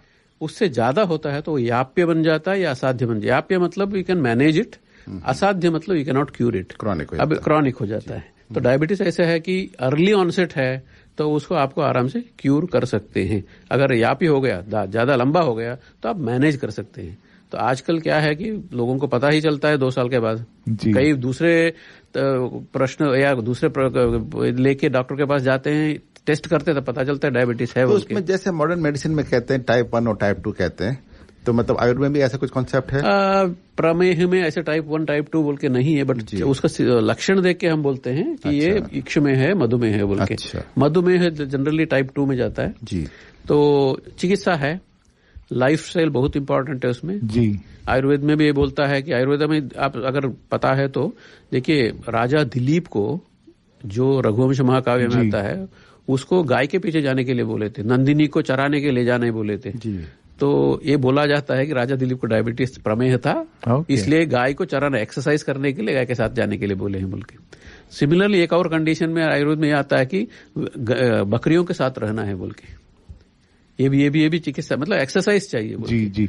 और आहार अगर बराबर है जी, विहार डाइट एंड लाइफस्टाइल ये बराबर है, ये आप मेंटेन करते हैं तो डायबिटीज को विदाउट मेडिसिन ऑल्सो कंट्रोल कर सकते हैं। तो आप हमारे सुनने वालों को कुछ टिप्स दे सकते हैं कि जो अब देखिए जो आज की लाइफस्टाइल है सबको पता है, और सडनली मतलब जैसे कि हाँ बकरी अब यहाँ कौन इज इम्पॉसिबल है ना। तो ऐसे कुछ छोटे छोटे टिप्स अगर आप कुछ दें कि हाँ भाई ये करो तो एटलीस्ट चलो ना क्योर हो, कम से कम और आगे ना बढ़े। तो अगर आप हमारे सुनने वालों को ऐसा कुछ बताएं तो। ये देखिए युगानुरूप संदर्भ बोलते हैं, जैसे समय के अनुसार हमें बदलाव करना है। तो आयुर्वेद में भी ऐसे ही है, जो पुराने बताए वो होना संभावना नहीं है, कुछ चीज कर सकते हैं। अब देखिए खाने पीने में अगर हम किचन और किचन गार्डन जो है यही एक छोटा सा फार्मेसी है। तो किचन में मेथी सबके पास होता है जी, मेथी डायबिटीज के लिए अच्छा है। सिमिलरली तेज पत्ता जी, ये हर घर में होता है, ये डायबिटीज के लिए अच्छा है। तो थोड़ा प्रमाण में से 1 ग्राम तेज पत्ता का पाउडर जी और 1 ग्राम जितना मेथी का पाउडर, इसको रोज सेवन करना खाली पेट में सुबह लेना। अच्छा, सुबह खाली लेना, ये अच्छा है। एक बहुत आसान एक और चिकित्सा है, वो चिकित्सा नहीं बोलूंगा, लाइफ प्रैक्टिस ही है वो। आंवला का पाउडर तो होगा सभी जगह। जी। और हरिद्रा मतलब टर्मरिक। अच्छा, टर्मरिक पाउडर है। तो हरिद्रा और आंवला, इसको बोलते हैं निशामलकी। ये एक आयुर्वेद का फॉर्मुलेशन ही है। निशामलकी पैंक्रियाटिक सेल्स, बीटा सेल्स जो इंसुलिन सेक्रेट करता है उसको प्रोटेक्ट करता है, उसको प्रमोट करता है। ओके। तो निशामलकी प्रक्रिया टैबलेट रूप में भी अवेलेबल है। आंवले की बात कर रहे हैं, आंवला और हरिद्रा। अच्छा, ये दो मिलके, ये दोनों का इक्वल प्रमाण में मिक्स करके, ज्यादा नहीं लेना चाहिए क्योंकि जो टर्मरिक है ये आयुर्वेद के हिसाब से उष्णवीर्य है, हॉट है। अच्छा। आप ज्यादा लेंगे तो शरीर में गर्म होने का वो आ सकता है। कितना लेना चाहिए? मतलब 1 ग्राम ईच, एक ग्राम लेना है। एक चम्मच में अगर लेना है तो दोनों मिक्स करके आधी चमची से 1 चमची जितना, आधी चमची ज्यादा 3 ग्राम आएगा ज्यादा, उतना तो रोज लेना है। एक हमारे और किस वक्त लेना है? चूर्ण पाउडर फॉर्म में लेना है। शहद के साथ लिया तो अच्छा है, शहद अच्छा होना चाहिए। मॉर्निंग, नाइट या डजन? प्रेफरेबली खाली पेट मॉर्निंग। खाली पेट। एक हमारे सुनने वाले हैं अनूप जी, उनका प्रश्न था कि जैसे आप कह रहे थे कि सिडनी में आयुर्वेदिक के जो मतलब वैद्य हैं, तो कोई ऐसी जगह है जहाँ पे आयुर्वेदिक मेडिसिन मिलती है, जहाँ पे ले सकते हैं? लगभग ये सभी वैद्यों के पास आयुर्वेदा मेडिसिन है। होती है तो अपना बाहर कोई दुकान वगैरह? देखिए यहाँ पे ऑस्ट्रेलिया में मेडिसिन मतलब ड्रग आता है, TGA बोलते हैं, थेरेपी ड्रग एडमिनिस्ट्रेशन, उनका अंडर आता है। उनका लिस्टेड मेडिसिन है जिसमें लगभग 140 तक आयुर्वेदा प्लांट्स है, मेंशन किया है। अच्छा। तो अगर ये मेंशन हुआ है तो उसको उपयोग कर सकते हैं और वैद्य लोग अपने के लिए ब्लेंडिंग कर सकते हैं। तो वो लोग क्या करते हैं कि अपने पास अलग अलग रखते हैं और ब्लेंड करके देते हैं। और कुछ मेडिसिन आपको सुपर स्टोर्स में भी मिल सकता है, बट मैं ये एडवाइस करूंगा कि without doctors prescription and supervision थोड़ा ध्यान रखना चाहिए। जैसे आपने ये कहा ना कि जो मतलब आप मेडिसिन एक सप्लीमेंट्स कह लीजिए। यस। हाँ, तो वो मतलब उसमें आपको उसकी जरूरत नहीं है कि आप वैद्य के पास जाएं। तो जैसे आपने एडवाइस दी है, जैसे मेथी हो गई, आंवला हो गया, तो इनका सेवन कर सकते हैं? कर सकते ये रॉ फॉर्म में है? कर सकते हैं रॉ फॉर्म में। और पीरियडिकली अपना ब्लड शुगर का असेसमेंट करना जरूरी है, ध्यान रखना जरूरी है। आहार, निद्रा, ब्रह्मचर्य बोल के 3 चीजें। आहार डाइट है, निद्रा मतलब अच्छा नींद होना चाहिए। एक स्वस्थ व्यक्ति के लिए 7 से 8 घंटे का नींद चाहिए जी। और आयुर्वेद बोलता है कि early to bed early to rise, रात को जल्दी सो जाना है। ब्राह्मी मुहूर्त, सुबह सूर्योदय से 1 मुहूर्त काल पहले, मतलब 45 to 48 मिनट्स पहले उठना चाहिए। ओके। ब्रह्मचर्य मतलब राइटियसनेस या गुड लिविंग प्रैक्टिस। फिर बोलते हैं निद्रा के बारे में, आपने एक बार फिर से रिपीट कर दीजिए लोगों के लिए। जो निद्रा सोना है, 7 से 8 घंटे का नींद एक स्वस्थ व्यक्ति के लिए जरूरी है जी। और अर्ली टू बेड, रात को 10 बजे से पहले सोना और सुबह सूर्योदय से पहले उठना। 10 बजे सोया है तो 7 घंटे 5 बजे उठ सकते हैं, 5 को 6 के बीच में उठ जाना है। ये अच्छा प्रैक्टिस है। और दूसरा अभी का इसमें जो स्क्रीन टाइमिंग्स है, तो सोने से 1 आध घंटे पहले अपना स्क्रीन बंद कर देना। एक और प्रश्न आया है कि जैसे आजकल millet is becoming very famous और हमारे प्रधानमंत्री जी ने भी मिलेट का काफी उन्होंने उसको बढ़ाया है। और दूसरा, धीरे धीरे मिल्क, राइस, व्हीट, शुगर, ये सबको मतलब हर चीज का आप, स्पेशली जब आप YouTube पे जाएं तो हर कोई नाव इसको हाँ कोई ना कोई सिखा रहा है और सबका ज्यादातर यही होता है कि भाई पहला काम ये करो कि दूध बंद कर दो, चावल बंद कर दो, गेहूं बंद कर दो, चीनी बंद कर दो, है ना। अब ये कहना तो मतलब काफी आसान है, but like with today's lifestyle, तो इसके बारे में आपका क्या? देखिए, millets energy rich and nutrient rich food items है जी। और जो प्रकृति का जो चेंजेस आता है, जैसे पानी नहीं है, ड्रॉट है, ऐसे कंडीशंस में मिलेट ग्रो हो सकता है जी। तो सुपर फूड्स तो जरूर है एंड इति में मतलब कंट्रोल्ड इसमें लेना चाहिए। ज्यादा मिलेट्स हेवी होता है जी और वो रूक्ष बोलते हैं हम, ड्राइनेस क्रिएट करता है, कॉन्स्टिपेशन क्रिएट करेगा। तो उसको कॉम्पनसेट करने के लिए फाइबर, वेजिटेबल्स ज्यादा लेना है, पानी ज्यादा, मिलेट्स तो ज्यादा पानी पिलाएगा, जो खाते हैं उनको पता है, पानी खूब लेना जरूरी है और मात्रा में लेना चाहिए। अब खाने पीने में देखिए, आयुर्वेद ये बोलता है कि आपका एक स्टमक का कैपेसिटी अगर 1 किलो है तो उसमें 500 ग्राम तक आपको सॉलिड फूड लेना है, 250 ग्राम तक उतना एरिया ने 25% एरिया लिक्विड्स लेना है और 25% एरिया खाली छोड़ना है। मतलब आपको 75% ही खाना है, एकदम पेट भर खाना बोल के जो कॉन्सेप्ट है वो आयुर्वेद एडवोकेट नहीं करता है, क्योंकि तभी आपका पाचन प्रक्रिया या डाइजेशन बराबर होगा। और दूसरा, पानी पीते हैं हम, अभी लोगों का आदत है कि खाना खाने से पहले 1 गिलास पानी पीना और खाने के बीच में नहीं पिएंगे, खाना खाने के बाद 1 गिलास पिएंगे, मतलब मात्रा ज्यादा लेंगे। ये भी आयुर्वेद एडवाइस नहीं करता है। खाने से पहले मुंह को गीला करने के लिए एक क्वेंच करने के लिए 1 सिप लेना जरूरी है। खाने के बाद भी अगर चाहिए तो 1 सिप लेना, और पानी और चाहिए तो आधा 1 घंटे के बाद लेना है। बीच बीच में पानी पीना जरूरी है। एक निवाले के बीच में भी आके 1 सिप पानी पी सकते हैं, प्रिफरेबली उष्णोदका, गुनगुना गर्म पानी। ओके। ठंडा पानी या चिल्ड वाटर आप लेते हैं तो वो आपका डाइजेशन को डिस्टर्ब करेगा। ये भी कन्वेंशनल मॉडर्न साइंस से एग्री नहीं करेगा, बट प्रैक्टिकली आप देखेंगे तो ये दिखता है। तो जैसे बहुत से लोग हैं अभी पूरा व्हीट को उसको राइस को सब मिलेट से रिप्लेस कर दे रहे हैं, या बहुत से ऐसे लोग हैं जिन्होंने व्हीट राइस ये सब कार्बोहाइड्रेट ही खाना एकदम बंद कर दिया है। दूसरा, आई डोंट नो, आपने भी यहाँ आप गए होंगे अपना Woolworth and Coles and all the जितने सुपरमार्केट्स हैं, तो अभी हर तरीके का मिल्क आ गया है, almond milk, oat milk, rice milk, और उनका आप कंटेंट पढ़ें तो उसमें वो ऑयल भी दिखाते, लाइक फैट। यस। तो आपका उसके बारे में क्या मतलब, इस अपना नॉर्मल, जैसे मैं आपको एक जनरल क्वेश्चन पूछ रहा हूं कि एक है कि ट्रेडिशनल जो हमारे जैसे बोलते हैं ना बाबा दादी खाते आ रहे हैं, जो वो करते आ रहे हैं, एक वो है। एक दूसरी तरफ है अभी जो ये मॉडर्न बम्बार्डमेंट होता है फ्रॉम लाइक सडनली, जो जिसको let's call it the modern knowledge, कि भाई अब ये रिसर्च हुई है कि लाइक ये उसका ये एक वो दिया जाता है कि अब नई रिसर्च ये हुई है। और घरों में भी होता है, पेरेंट्स लाइक जो नए लोग हैं वो ये नई चीज लेके आते हैं, पुराने लोग कह रहे होते हैं कि नहीं भाई ये जो चलता आ रहा है, जैसे एग्जाम्पल कि खाने के बाद थोड़ा सा गुड़ खा लो, है ना, घी खा लो, थोड़ा घी खा लो। अब जो नए लोग हैं घी का नाम लो वो एकदम कूद जाते हैं, और पुराने लोग कहते हैं कि तो हमारे तो पुश्तों से खाते आ रहे हैं। हाँ, तो ये जो एक क्या बोलते हैं डिबेट चल रहा है बिटवीन दिस, तो उसके बारे में आप क्या बोलते हैं? एक्सपेरिमेंट एंड एक्सपीरियंस में अंतर है। एक्सपेरिमेंट जो है, रिसर्च जो है जी, एक परिधि में एक बाउंड्री लगता है, उसमें इंक्लूजन एक्सक्लूजन, ये कंडीशन ये चाहिए वगैरह बोल के, तो एक्सपेरिमेंट उसके अंदर है। उसका आउटकम जो रिजल्ट आता है वो एक्सपीरियंशियल के साथ जाना जरूरी नहीं है। एक्सपीरियंस मतलब सदियों का एक्सपीरियंस है। हाँ।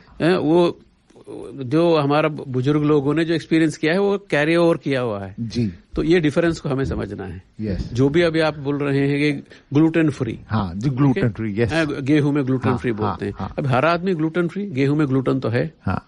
और हाइब्रिडाइज जो गेहूं आता है उसमें ग्लूटेन का परसेंटेज ज्यादा है जी। और जो अभी का जो जेनेटिकली मॉडिफाइड फूड्स आता है उसमें तो कंपोनेंट्स बदल जाता है, वो भी है, हाँ। क्योंकि वहां टारगेट है कि यील्ड ज्यादा मिलना चाहिए, आउटपुट ज्यादा चाहिए, ह्यूमन हेल्थ को नहीं देखते हैं जी।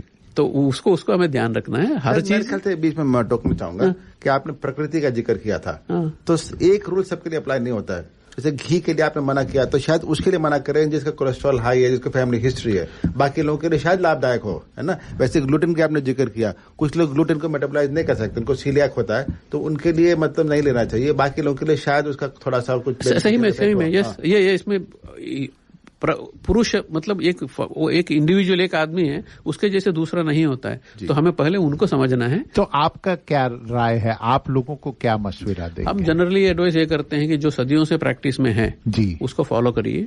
जो सेंसिटिविटी बोलते हैं इंडिविजुअल है, एलर्जी जो है इंडिविजुअल है जी। अगर ऐसे कोई एलर्जिक है तो उसको अवॉइड करना। आयुर्वेद में चिकित्सा में पहला नियम है निदान परिवर्जन। निदान मतलब कारण को दूर रखना, निदान परिवर्जन करना जी। वो निदान परिवर्जन करके बाकी चिकित्सा शुरू होता है। अगर निदान आप छोड़ेंगे नहीं तो चिकित्सा निष्फल होता है, उसका रिजल्ट आपको जैसे चाहिए वैसे नहीं मिलेगा। फॉर एग्जाम्पल, अभी डॉक्टर साहब बैठे हैं, डर्मेटोलॉजी बोल रहे हैं, स्किन डिसीजेस में खट्टा खाया तो स्किन डिसीज बढ़ता है, खट्टा इन्फ्लेमेटरी प्रोसेस को बढ़ाता है। तो हम जैसे हमारा जर्नलिस्ट में खट्टा टमाटर है, हाँ। या खट्टे चीज जो भी है, इमली है, ऐसे चीजों को स्किन डिसीजेस पेशेंट्स को बोलते हैं कम करिए या अवॉइड करिए बोल के, वो सही है। बट सबके लिए जनरलाइज नहीं कर सकते ना उसको। और एक चीज और भी है कि आजकल जो काफी रिसर्च है वो वेस्टर्न वर्ल्ड में ही से ज्यादातर आती है, तो मुझे लगता है कि जेनेटिकली हमें और जो वेस्टर्न लोग हैं उनमें भी बहुत फर्क होगा। तो कोई जरूरी नहीं है कि कोई चीज जो वहां बहुत लाभ दिखा रहा हो वो हमारे लिए हो। देखिए 100% सही है। अब एक छोटा सा एग्जाम्पल बोलता हूँ, गूगल बोल के सब लोग सुने होंगे, गूगल दर्द के लिए अच्छा है बोल के ना, उसके बारे में रिसर्च चल रहा था। तो जो एक्सपेरिमेंटल स्टडी में जब गूगल का रिजल्ट मिला कोलेस्ट्रॉल के लिए बहुत अच्छा है बोल के, वो एक ग्रुप में जब मेमेलियन मॉडल में उसको स्टडी किया तो वो जो एक्सपेरिमेंटल एनिमल था उसका डेथ हो गया। ओके। एंड इसको देख के ह्यूमन बीइंग में था, हम तो सदियों से यूज कर रहे हैं, कुछ नहीं हो रहा है। तो वो गूगल का जो एक एक्टिव प्रिंसिपल को डाइजेशन यानी मेटाबोलाइज करने के लिए जो एंजाइम चाहिए वो उस प्राणी में नहीं है। ओके। तो जब वो नहीं है तो उसका रिएक्शन मिल गया उसको। जी। सिमिलरली हर जगह पे ये होता है, क्योंकि हमारे लिए जो सेट है एक जेनेटिक फ्रेमवर्क है। जी। हम इंडियन या कोकेशियन या एशियन यूरोपियन बोल के कैटेगरीज है, अपना अपना जेनेटिक फ्रेमवर्क है, उसको सूटेबल जो है वो लेना चाहिए। तो उसमें एक शास्त्र में एक बोलता है, यस्य देशस्य यो जंतु तस्य तज्जौषधम हितम। जो व्यक्ति प्राणी जिस देश में पैदा हुआ है उस देश में जो द्रव्य औषधि आहार मिलता है उसके लिए अच्छा है। ये आप लोगों ने जो इंडिया से माइग्रेट हुए एक्सपीरियंस किए होंगे। जी। अच्छा, एक सवाल और आया है, जैसे किसी का सवाल है कि जो किसी को सर्दी बहुत ज्यादा लगती है, हमेशा सर्दी लगती रहती है, उसका कोई उपचार है क्या आयुर्वेद में? सर्दी लगता है तो उसको बहुत कारण हो सकता है जी। एक कॉमन नाम जो मिलता है वो एलर्जिक फैक्टर है। अच्छा। एंड दूसरा है कि इम्यूनिटी स्टेटस अगर कम है तो अपॉर्चुनिटिक इन्फेक्शंस, ये फ्लू इन्फ्लुएंजा वायरस कितना प्रकार का है, 4,000 से ऊपर। मैं बता रहा हूँ ऐसे में उसके नहीं, मतलब जुकाम वगैरह बात नहीं है कि जैसे कहीं पे भी चले गए, बाकी लोग जो मतलब टी शर्ट पहने हैं तो वो व्यक्ति हमेशा स्वेटर चढ़ाए हुए है, मतलब एक ना आदमी का प्रकृति प्रकृति आता है। उसको बदल सकते हैं क्या? उसको बदलना मुश्किल है। अच्छा। वो इननेट प्रकृति नेचर है उसका, उसको बदलना मुश्किल है। आदमी को उसके अकॉर्डिंगली चेंजेस करना है। स्वेटर पहनना है या नहीं तो कैप पहनना है, ऐसे चेंज करना है। यही मैं बोल रहा था निदान बोल के, निदान परिवर्तन। मोहिनी जी पूछ रही है घी खाना इज गुड और विच ऑयल इज बेटर? ये अगेन प्रकृति आता है यहाँ पे। घी देखिए, गाय का घी अच्छा है जी। देसी गाय का घी A2 अगर मिलता है तो वो अच्छा है बोलते हैं जी। ठीक है। और तेल में आयुर्वेद में तेल बोला तो तिल का तेल है। तिल का तेल, सीधा सीधा तिल का तेल आता है। अगर ऑफ कोर्स 8-10 प्रकार का तेलों का वर्णन है। जैसे अभी अतसी बोल के हम मुखवास में वगैरह यूज करते हैं, फ्लेक्सीड। यस। आयुर्वेद में उसका आवर निकृष्ट सबसे नीचा माना गया है। अभी अतसी हम सुपर फूड में खाते हैं। ठीक है। तो ये वेरिएशन इंडिविजुअल स्पेसिफिक है। जनरली यस तिल तो यहाँ ऑस्ट्रेलिया के हिसाब से आप क्या बोलेंगे? लोग अगर ऑयल लेने जाएं तो यहाँ प्रोमिनेंट ऑयल कौन सा मिलता है, यहाँ ग्रो होके आता है कौन सा ऑयल है? चक्कर है वो कॉन्सेप्ट ही खत्म हो गया है। अब तो सब्जी भी 6 महीने 8 महीने पहले कहीं से पिक होती है। यहाँ केले ब्राजील से आ रहे होते हैं, तो किसी को कुछ पता नहीं है कि कहाँ से क्या तो है। आपका घर में जो रूटीन में परदादाओं के टाइम से भी जो तेल यूज हो रहा है वो यूज करिए जी। बेटर। जैसे अभी यहाँ बोलते हैं भाई एक मानक लगाया है कि इसका बॉइलिंग टेम्परेचर क्या है ऑयल का, या क्या हीट पॉइंट कुछ बोलते हैं। तो उसके हिसाब से है कि नहीं भाई अगर फ्राई करना है तो राइस ब्रान ऑयल यूज करो, सब्जी बनानी है तो ये यूज करो। तो does it really make sense या क्या है? Nutrition point of view, modern nutrition concept अगर देखते हैं तो it makes sense. But Ayurveda में देखा तो ऐसे वेरी स्पेसिफिक एक्सप्लेनेशंस नहीं है। बट समय के अनुसार हमें आयुर्वेद को भी मॉडिफाई करना है जी। तो अगर हेल्थ बेनिफिट्स है तो यस करना चाहिए। अच्छा, दीपेंदु जी पूछ रहे हैं कि doctor Rajagopala, should we only eat fruits for breakfast for a healthy diet? देखिए ऐसे नहीं है। फ्रूट्स खाना है जब पेट खाली है, भूख है, तब फ्रूट्स लेना चाहिए। बिकॉज फ्रूट्स एपिटाइजर भी है। एपिटाइट को भी बढ़ाता है। खाना खाने के बाद अगर फ्रूट लेते हैं तो अच्छा आदत नहीं है। खाली पेट में फ्रूट खा के थोड़ी देर के बाद खाना खाना, दिस गुड थिंग नहीं। जैसे ही सेइंग कि मॉर्निंग में ब्रेकफास्ट में जस्ट फ्रूट्स खाना, इस जनरली देखिए एक श्लोक आता है, एक बार खाना खाते हैं तो वो योगी बन जाएगा 2 बार खाना खाना खाता है तो वो ऐसे बोल के 4 बार या बार खाता है, वो रोगी बन जाएगा बोल के। ठीक है, तो ब्रेकफास्ट अच्छा लेना चाहिए, उसमें फ्रूट्स हो, उसमें बाकी आइटम्स भी हो, बिकॉज बाकी दिन का जो एनर्जी के लिए हमें चाहिए। लंच मॉडरेट लेना चाहिए और डिनर कम लेना चाहिए, हल्का लेना चाहिए।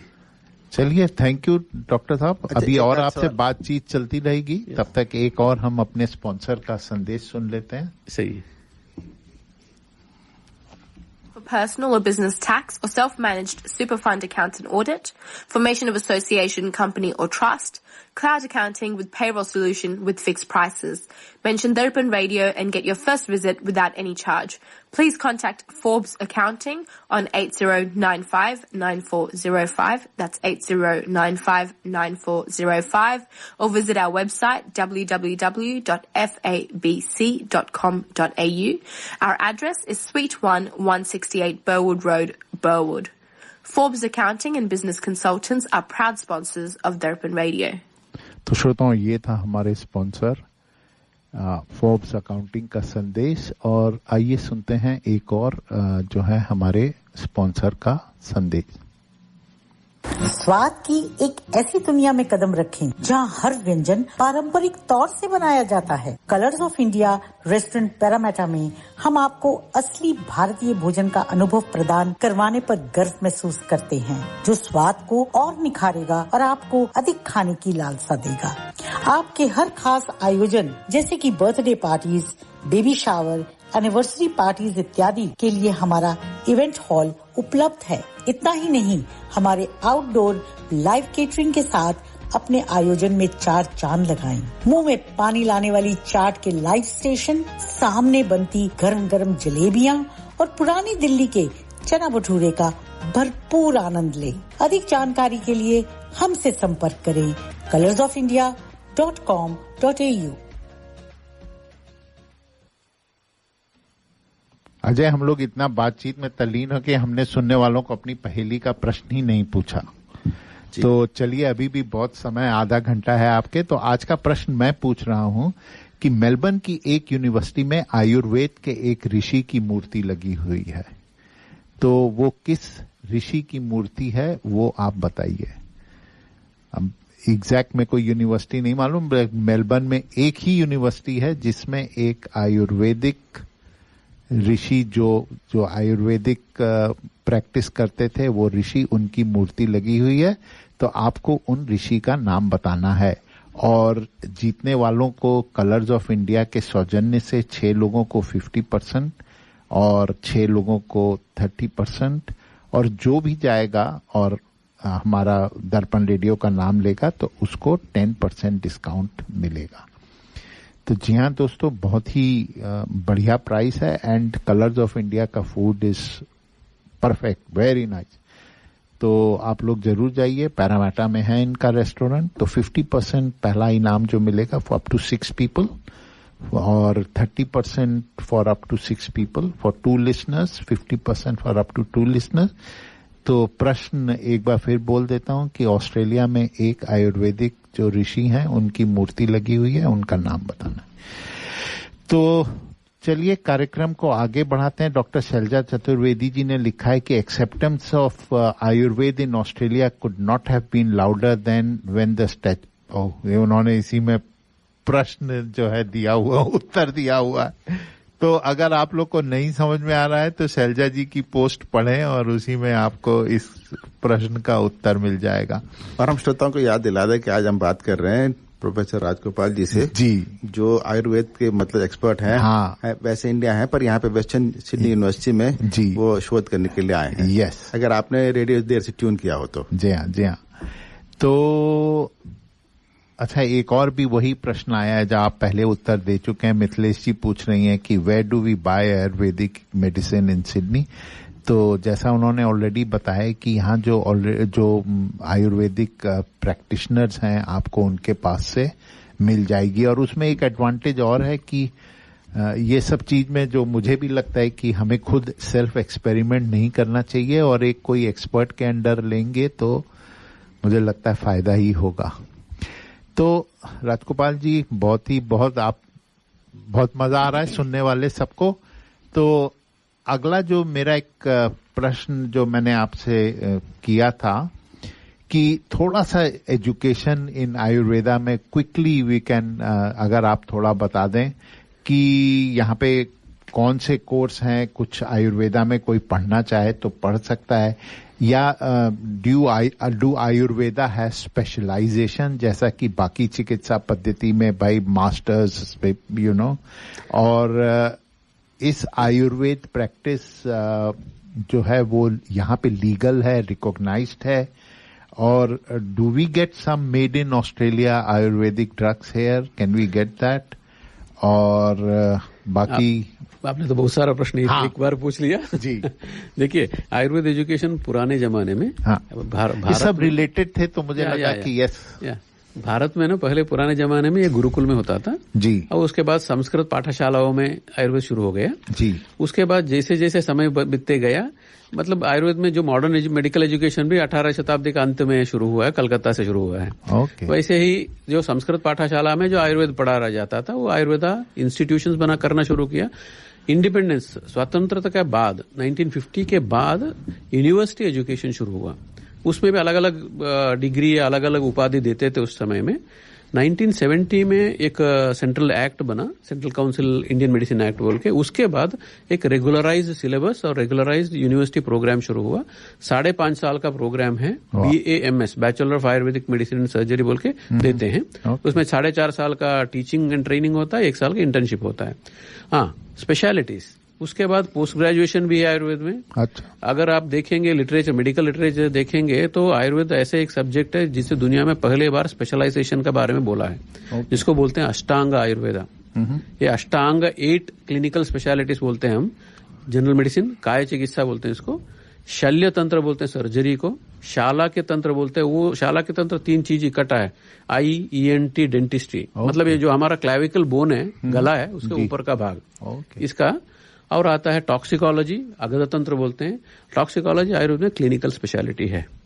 एंड भूत विद्या बोलते हैं। भूत विद्या मतलब ऐसा नहीं है कि भूत प्रेत पिशाची बोल के, मानस रोग और माइक्रोबायोलॉजी जो आंख में दिखता नहीं है और पैथोलॉजी है, ऐसे कंडीशंस को भूत विद्या में जुड़ा है। सबके मतलब कोर्सेज हैं, सब स्पेशलिटी एक बार आप करते हैं तो आप कर सकते हैं। ये सबका पोस्ट ग्रेजुएशन 3 साल का MD MS प्रोग्राम्स है। अच्छा, है अभी? है भी है। तो पूरे इंडिया में कितने आयुर्वेदिक मेडिकल कॉलेज होंगे अभी? देखिए, अगर ग्रेजुएशन कॉलेज का गिनती करते हैं तो लगभग 500-600 कॉलेज हैं। अच्छा, और पोस्ट ग्रेजुएशन पूरा कोर्स है 5.5 साल का कोर्स वाला है। और पोस्ट ग्रेजुएशन 200 के ज्यादा कॉलेजेस में पोस्ट ग्रेजुएशन भी है। अच्छा। और कम से कम 6-7 एक्सक्लूसिव आयुष यूनिवर्सिटीज है, जिसमें गुजरात आयुर्वेद यूनिवर्सिटी बहुत पुराना है, 1967 में हुआ है। और पोस्ट ग्रेजुएशन आयुर्वेद 1954 से शुरू हुआ है, अगेन जामनगर में ही है। अब आप सुने हैं, पता नहीं मुझे, ग्लोबल ट्रेडिशनल मेडिसिन सेंटर बोल के WHO, वर्ल्ड हेल्थ ऑर्गेनाइजेशन ने शुरू किया, वो जामनगर में शुरू किया है। अच्छा, अभी भारत में शुरू में हुआ, अभी हाल फिलहाल में? हाँ, शुरू हुआ, 2 साल हो गया शुरू के। और ये जो सेंटर इसीलिए शुरू किया है कि आयुर्वेद का पोस्ट ग्रेजुएट एजुकेशन जामनगर से शुरू हुआ है, और वहाँ यूनिवर्सिटी है, फुल फ्लेज यूनिवर्सिटी है, जहां पे आपको animal house, pharmacology, pharmaceutical chemistry, ये जो भी स्टडी पार्ट चाहिए सब वहां मिलेगा। अच्छा, अभी तो भारत में बहुत सारा है। तो ये सब गवर्नमेंट सेक्टर में है या प्राइवेट में भी शुरू हुआ अभी कुछ? ये जो मैं बोल रहा हूँ ये गवर्नमेंट सेंटर है, भारत सरकार का है। और श्रोताओं का जो इसके लिए एक और, अगर आपको आयुर्वेद क्लासिकल आयुर्वेदा जो 5 साल का प्रोग्राम सीखना है तो जिसका साइंस बैकग्राउंड है 10+2 भारत का इक्विवेलेंट जो है, उनको भारत सरकार का 10 सीट है एक्सक्लूसिव फॉरेनर्स बोल के, फॉरेन नेशनल्स के, जामनगर में है। इसमें भारत सरकार सपोर्ट भी करता है, साल में एक बार आने जाने का, वहां ट्यूशन फीस जो है वो, और लिविंग एक्सपेंसेस, ये भी भारत भारत का ICCR के थ्रू एक स्कॉलरशिप है। आप CGI ऑफिस कांटेक्ट करेंगे ग्रेजुएशन के लिए 5 साल के लिए, पोस्ट ग्रेजुएशन के लिए भी है, स्कॉलरशिप से अवेलेबल है। एक सवाल आया है, एक श्रोता है हमारी, तो वो खुद यहाँ पे जनरल प्रैक्टिशनर है, तो वो कहती है कि उनको आयुर्वेद में बहुत इंटरेस्ट है, तो वो कुछ अपने आप का अपस्किल करना चाहते हैं आयुर्वेद में। तो वो पूछ रहे हैं कि ऐसा कोई कोर्स है क्या वेस्टर्न सिडनी में या कहीं और, जो अपने आप को, मतलब डॉक्टर की डिग्री है उनके पास में, पर वो आयुर्वेद में अपने आप को थोड़ा सा मतलब और पारंगत करना चाहती हैं। देखिए, यहाँ पे 2 प्रोग्राम जैसे मैंने पहले बताया था, diploma Ayurveda, post graduate diploma Ayurveda, advance diploma Ayurveda बल्कि 2 कोर्स टेफ कोर्सेस है ऑस्ट्रेलिया में। अच्छा। ये कोई भी ले सकते हैं, कर सकते हैं। अच्छा। सिडनी में भी एक इंस्टीट्यूट है, ब्रिस्बेन में 4-5 इंस्टीट्यूट है, RTOs चलाते हैं। क्या नाम बताया आपने? Diploma in Ayurveda and advance diploma in Ayurveda, 2 है। पहले डिप्लोमा करना पड़ेगा, उसके बाद पोस्ट ग्रेजुएट डिप्लोमा करना पड़ेगा। और जो मेडिकल पर्सन है, अगर इंडिया जाने के लिए तैयार है तो गुजरात आयुर्वेद यूनिवर्सिटी में 3 महीने के, पर ऐसा न कि यहीं पे प्रैक्टिस कर रहे हैं तो यहाँ छोड़ के जाना मुश्किल होगा उनके लिए। बट 18 महीने मिनिमम करना है। तो फुल टाइम है ये? फुल टाइम नहीं है, पार्ट टाइम है। अच्छा। कनेक्ट वो कॉन्ट्रैक्ट क्लासेस होता है। अच्छा। प्लस 6 महीने में एक बार प्रैक्टिकल के लिए वो बुलाएंगे। वो तो खैर जो इनकी वेबसाइट है training.gov.au, उस पे जाके वो रिसर्च मिल सकता है। तो आप बता रहे थे अष्टांग, बाकी कौन कौन सी स्पेशलिटी? भूत विद्या हो गया, माइक्रोबायोलॉजी एंड साइकियाट्री का पार्ट है जी। वाजीकरण बोल के है जो एफ्रोडिसियाक मेडिसिन है। ओके। एंड रसायन बोल के है जो रिज्यूनेशन है। ये जो कौमार भर्ती बोल के 8वां अंग है। कौमार भर्ती मतलब पीडियाट्रिक्स इंक्लूडिंग ऑब्स्टेट्रिक्स है। आयुर्वेद में गायनेकोलॉजी अलग से नहीं है, वो जनरल मेडिसिन प्लस पीडियाट्रिक्स में मिक्स करके दिया है। ये पुराना जमाने का। अभी तो वी हैव सेपरेट स्पेशलिटीज। इसके अलावा एलिड सब्जेक्ट्स हर्बल मेडिसिन, प्लांट्स का, मेटल्स एंड मिनरल्स का, फार्मास्यूटिकल्स का, फाउंडेशनल प्रिंसिपल्स या बेसिक प्रिंसिपल्स का, प्रिवेंटिव मेडिसिन का वगैरह भी स्पेशलाइजेशन अभी मिल रहा है। लगभग 16 सब्जेक्ट में स्पेशलाइजेशन है। Thank you. चलिए तो फिर एक और हमारे स्पॉन्सर का संदेश सुन ले। करी मास्टर ने कंप्लीट करी मिक्स बनाया, फिर उसको घर घर में देखो पहुंचाया। घंटों की कुकिंग को मिनटों में कर दिखाया। वाह वाह वाह, बढ़िया खाना बन के आया। करी मास्टर ने जादू चलाया, करी मास्टर ने कंप्लीट करी मिक्स बनाया। करी मास्टर्स कंप्लीट करी mix available at all leading spice shops. तो श्रोताओं, ये था हमारे स्पॉन्सर करी मास्टर्स का संदेश। तो अजय एक गीत और सुन लें। तो हाँ, जीनत अमान जी को भी नहीं भूल सकते हैं। हमारे आपके बचपन की आइकॉनिक गीत हुआ करते थे। और ये जो गीत है, ये जो आपने मेंशन किया था, रोटी कपड़ा मकान, मुझे लगता है उसी का है। आइए सुनते हैं, फिर आप कंफर्म करिएगा।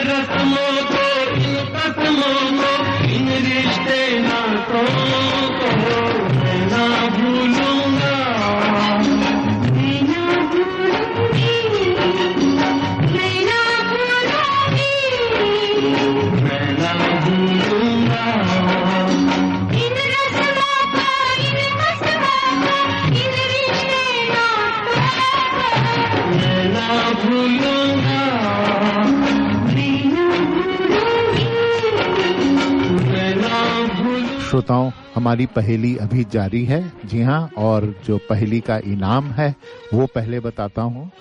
2 लोगों को 50% discount up to 6 people in Colours of India restaurant, और 2 लोगों को 30% discount in Colours of India restaurant.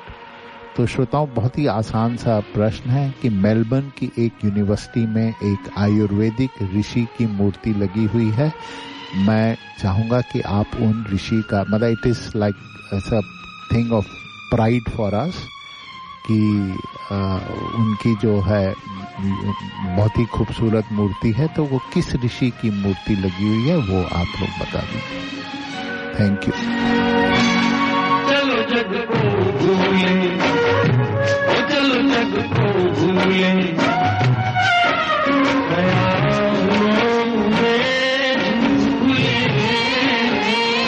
बहारों में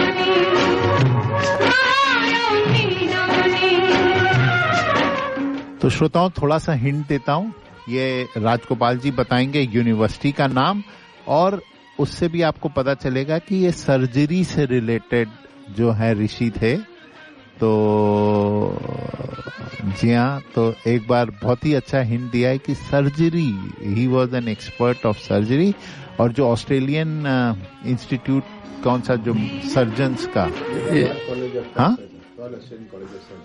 तो royal Australian college of surgeons में लगी हुई है, तो सर्जरी के बारे में है। तो आशा करता हूं कि आपको काफी अच्छा हिंट दिया गया है।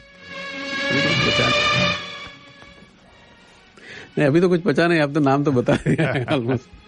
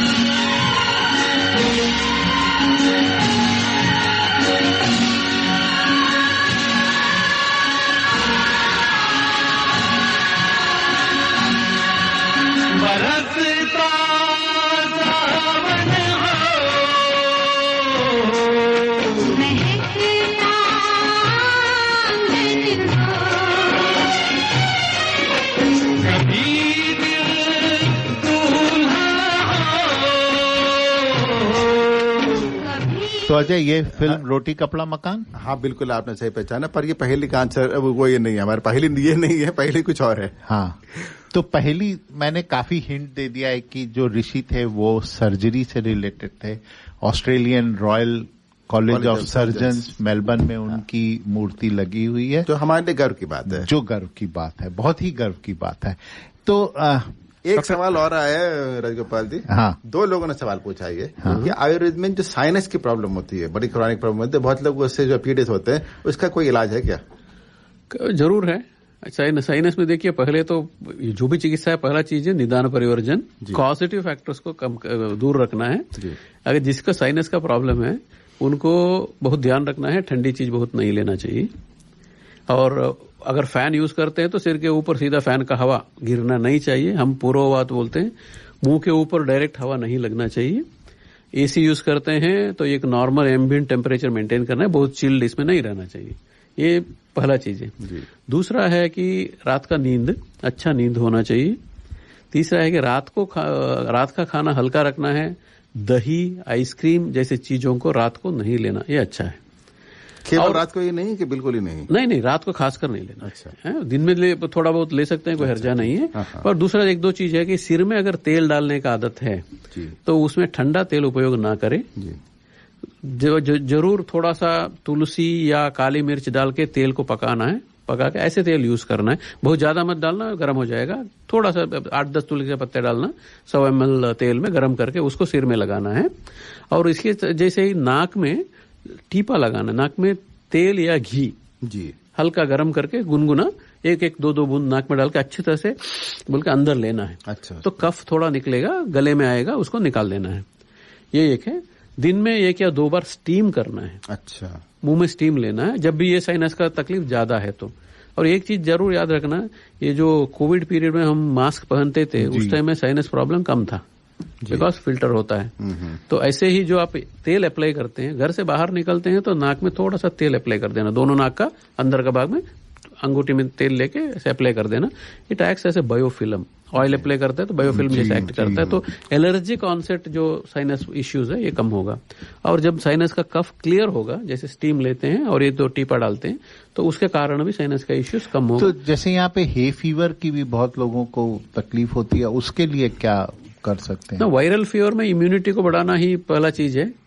इम्यूनिटी को बढ़ाने के लिए बहुत सारा मेजर है, क्योंकि जैसे ये फूल निकलने स्प्रिंग शुरू होती है और लोगों को छींके आना, और उसमें ये अच्छा लगेगा कि नाक में टीपा लगाना, अच्छा, मास्क पहनना।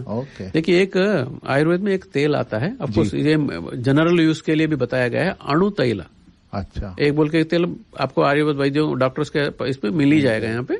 तो ये अणु तैल 1-1 बूंद नाक में डालना और स्टीम लेना। और एक और अच्छा प्रैक्टिस है कि रात को सोने से पहले 1 कप गर्म दूध, उसमें हल्दी, 1/4 स्पून से ज्यादा मत यूज करना, थोड़ा सा हल्दी और 2 चिटकी काली मिर्ची, क्योंकि टर्मरिक जो है उसका एक्टिव प्रिंसिपल है कुरकुमिन, ये हमारा गट में ऐसे एब्जॉर्ब नहीं होता है बोल के मॉडर्न रिसर्च बोल रहा है। तो आयुर्वेद में ऑफकोर्स टर्मरिक अकेले प्रयोग कहीं नहीं है, तो काली मिर्च का पेपराइन जो है वो एब्जॉर्प्शन बढ़ाता है। तो गर्म प्रिफरेबली ये डाल के दूध उबालना है, वो दूध फिल्टर के 1 कप रात को सोने से पहले लेना।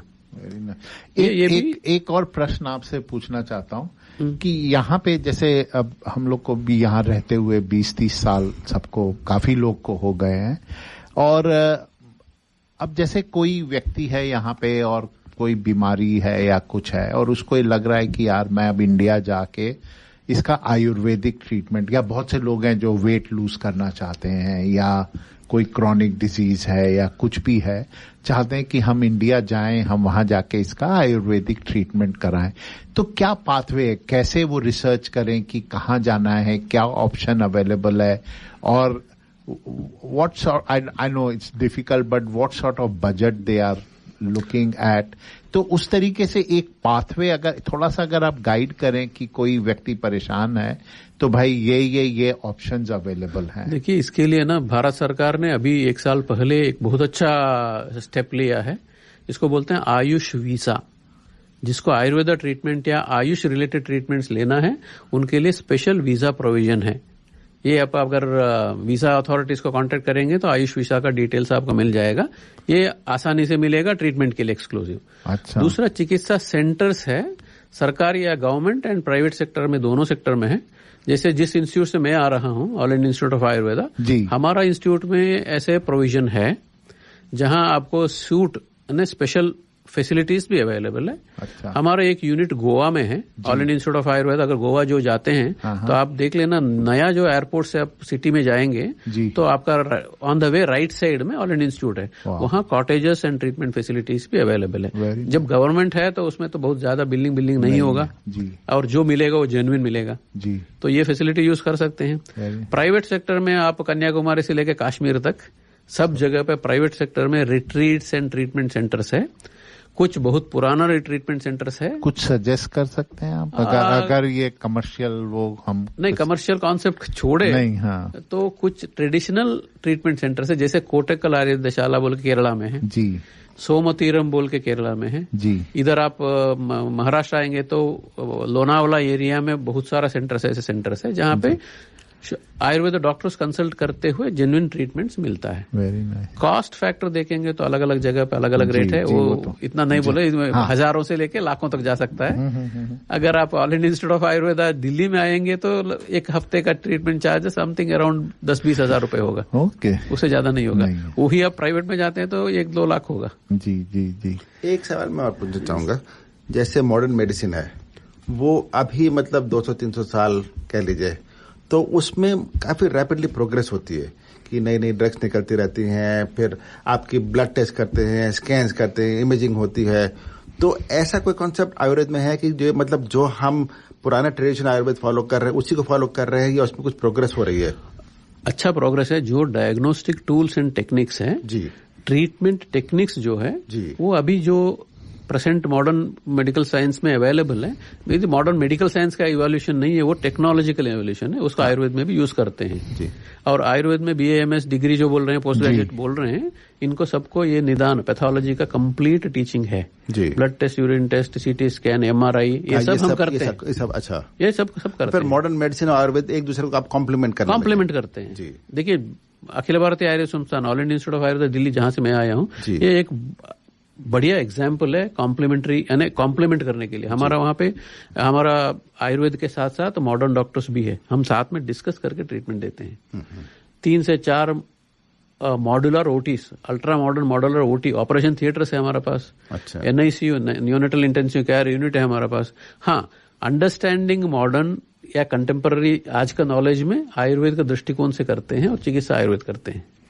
बहुत सारा पेशेंट को फायदा मिलता है इसमें। तो डॉक्टर राजगोपाल, एक और क्वेश्चन आए कि I have a question to those who have stomach stones, पथरी, is there a way to cure it without surgery? ये हेमंतदीप पूछ रहे हैं। स्टमक स्टोन मतलब क्या? यूरिन? मुझे लगता है पथरी, वो शायद वो होगा may be the urine, bile इसमें हो सकता है या नहीं तो यूरिनरी हो सकता है जी। एक्यूट इमरजेंसी है तो देखिए आपको इमरजेंसी का ट्रीटमेंट चाहिए। अगर एक्यूट इमरजेंसी नहीं है, अगर डायग्नोज्ड है और स्मॉल साइज स्टोन्स है, तो आहार विहार, खाना पीना प्लस दवाइयां अवेलेबल है। अच्छा वैद्य के पास जाए तो आपको मेडिसिन मिलेगा, उसको कंट्रोल में या क्यूर कर सकते हैं। बट एक बात है, once a stone former is always a stone former। एक अच्छा। अगर वो शरीर का प्रकृति है, स्टोन फॉर्मेशन होना शुरू हो गया तो हो सकता है, कभी भी ध्यान रखना है। तो क्या मतलब, ध्यान रखें? देखिए यूरिनरी स्टोन है तो खूब लिक्विड्स लेना है। अच्छा। यूरिन रिटेंशन होल्ड करके नहीं रखना है और पीरियोडिकली चेकिंग चाहिए। अगर इसका बाइल स्टोन्स है, गाल स्टोन्स है, तो उसमें पित्त का ध्यान रखना है। वो बढ़ाने वाला जैसे जो आहार है, जैसे फैट वगैरह है, इसको कंट्रोल में रखना है। तो एक सवाल हो रहा है, बैड ब्रेथ होता है कई सारे लोगों को, बैड ब्रेथ, उसका कोई उपचार है क्या? ओरल हाइजीन अच्छा मेंटेन करना है जी। और क्लासिकल आयुर्वेद में कुछ दंत मंजन पाउडर्स मिलता है, जिसको ऑफकोर्स आजकल रामदेव जी ने कन्वर्ट करके टूथपेस्ट के रूप में भी लेके आए हैं। वज्रदंती बोल का बहुत पुराना आता था, ये सब आयुर्वेद से लेके बनाए हुए। नीम का भी कहते हैं, नीम का सेवन। नीम का देखिए, ऑयल पुल्लिंग बोल के एक ट्रीटमेंट है। ऑयल पुल्लिंग मतलब मॉडर्न है, आयुर्वेद में इसको गंडूशा कवड़ बोलते हैं जी।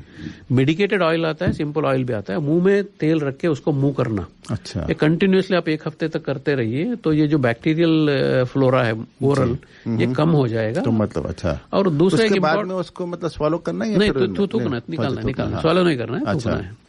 2 मिनट तक अच्छे तरह से मुंह। तो कोई कौन सा ऑयल होता है ये? रॉ ऑयल होना चाहिए। अच्छा। कोई भी चलेगा, तेल अच्छा है। अच्छा। नहीं तो कोई भी ऐसा कोई भी चलेगा।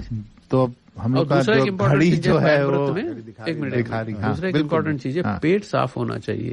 अच्छा। जिसको कॉन्स्टिपेशन है, जिसका डाइजेशन बराबर नहीं है, उसका नाक में, जीभ में कोटिंग आना, टंग कोटिंग आना प्लस बैड ब्रेथ आना, ये ज्यादा रहेगा। उसको क्लियर करना जरूरी है।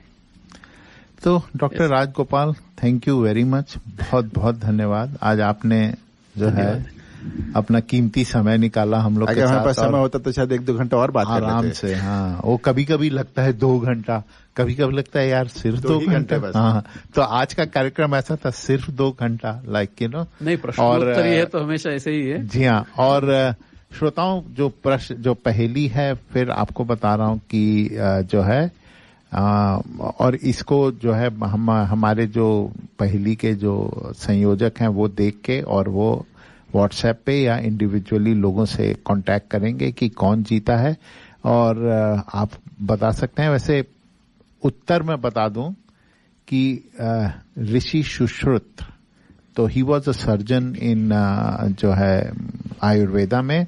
उन्होंने काफी राजगोपाल जी बताएंगे सुश्रुत संहिता के नाम से। Sushruta is the first surgeon, plastic surgery का फादर ऑफ प्लास्टिक सर्जरी मानते हैं उनको। ओके। और आर्टिफिशियल राइनोप्लास्टी जो आज का प्रैक्टिस है, ये सुश्रुत बेस्ड ही है।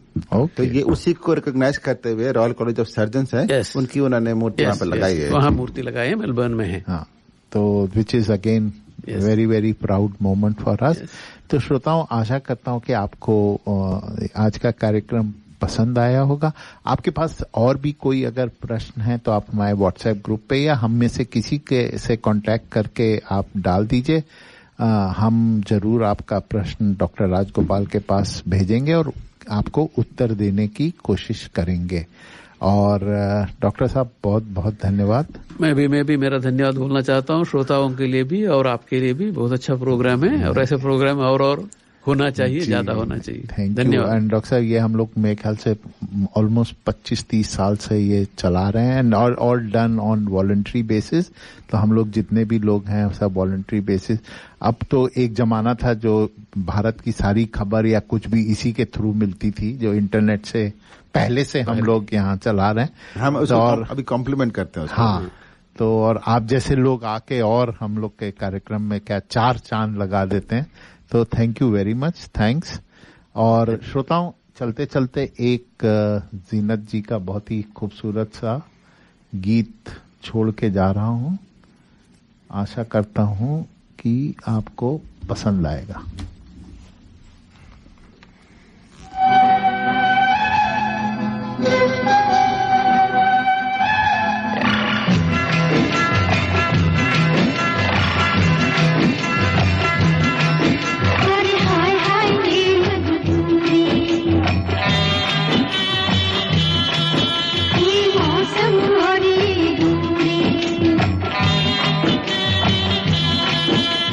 हाय हाय हाय मजबूरी।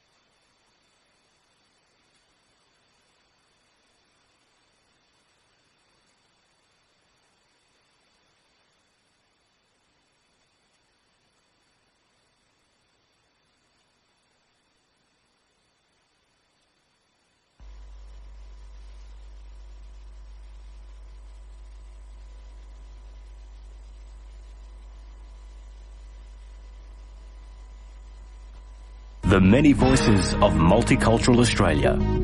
Stand by for the next program. Broadcasting in Marathi.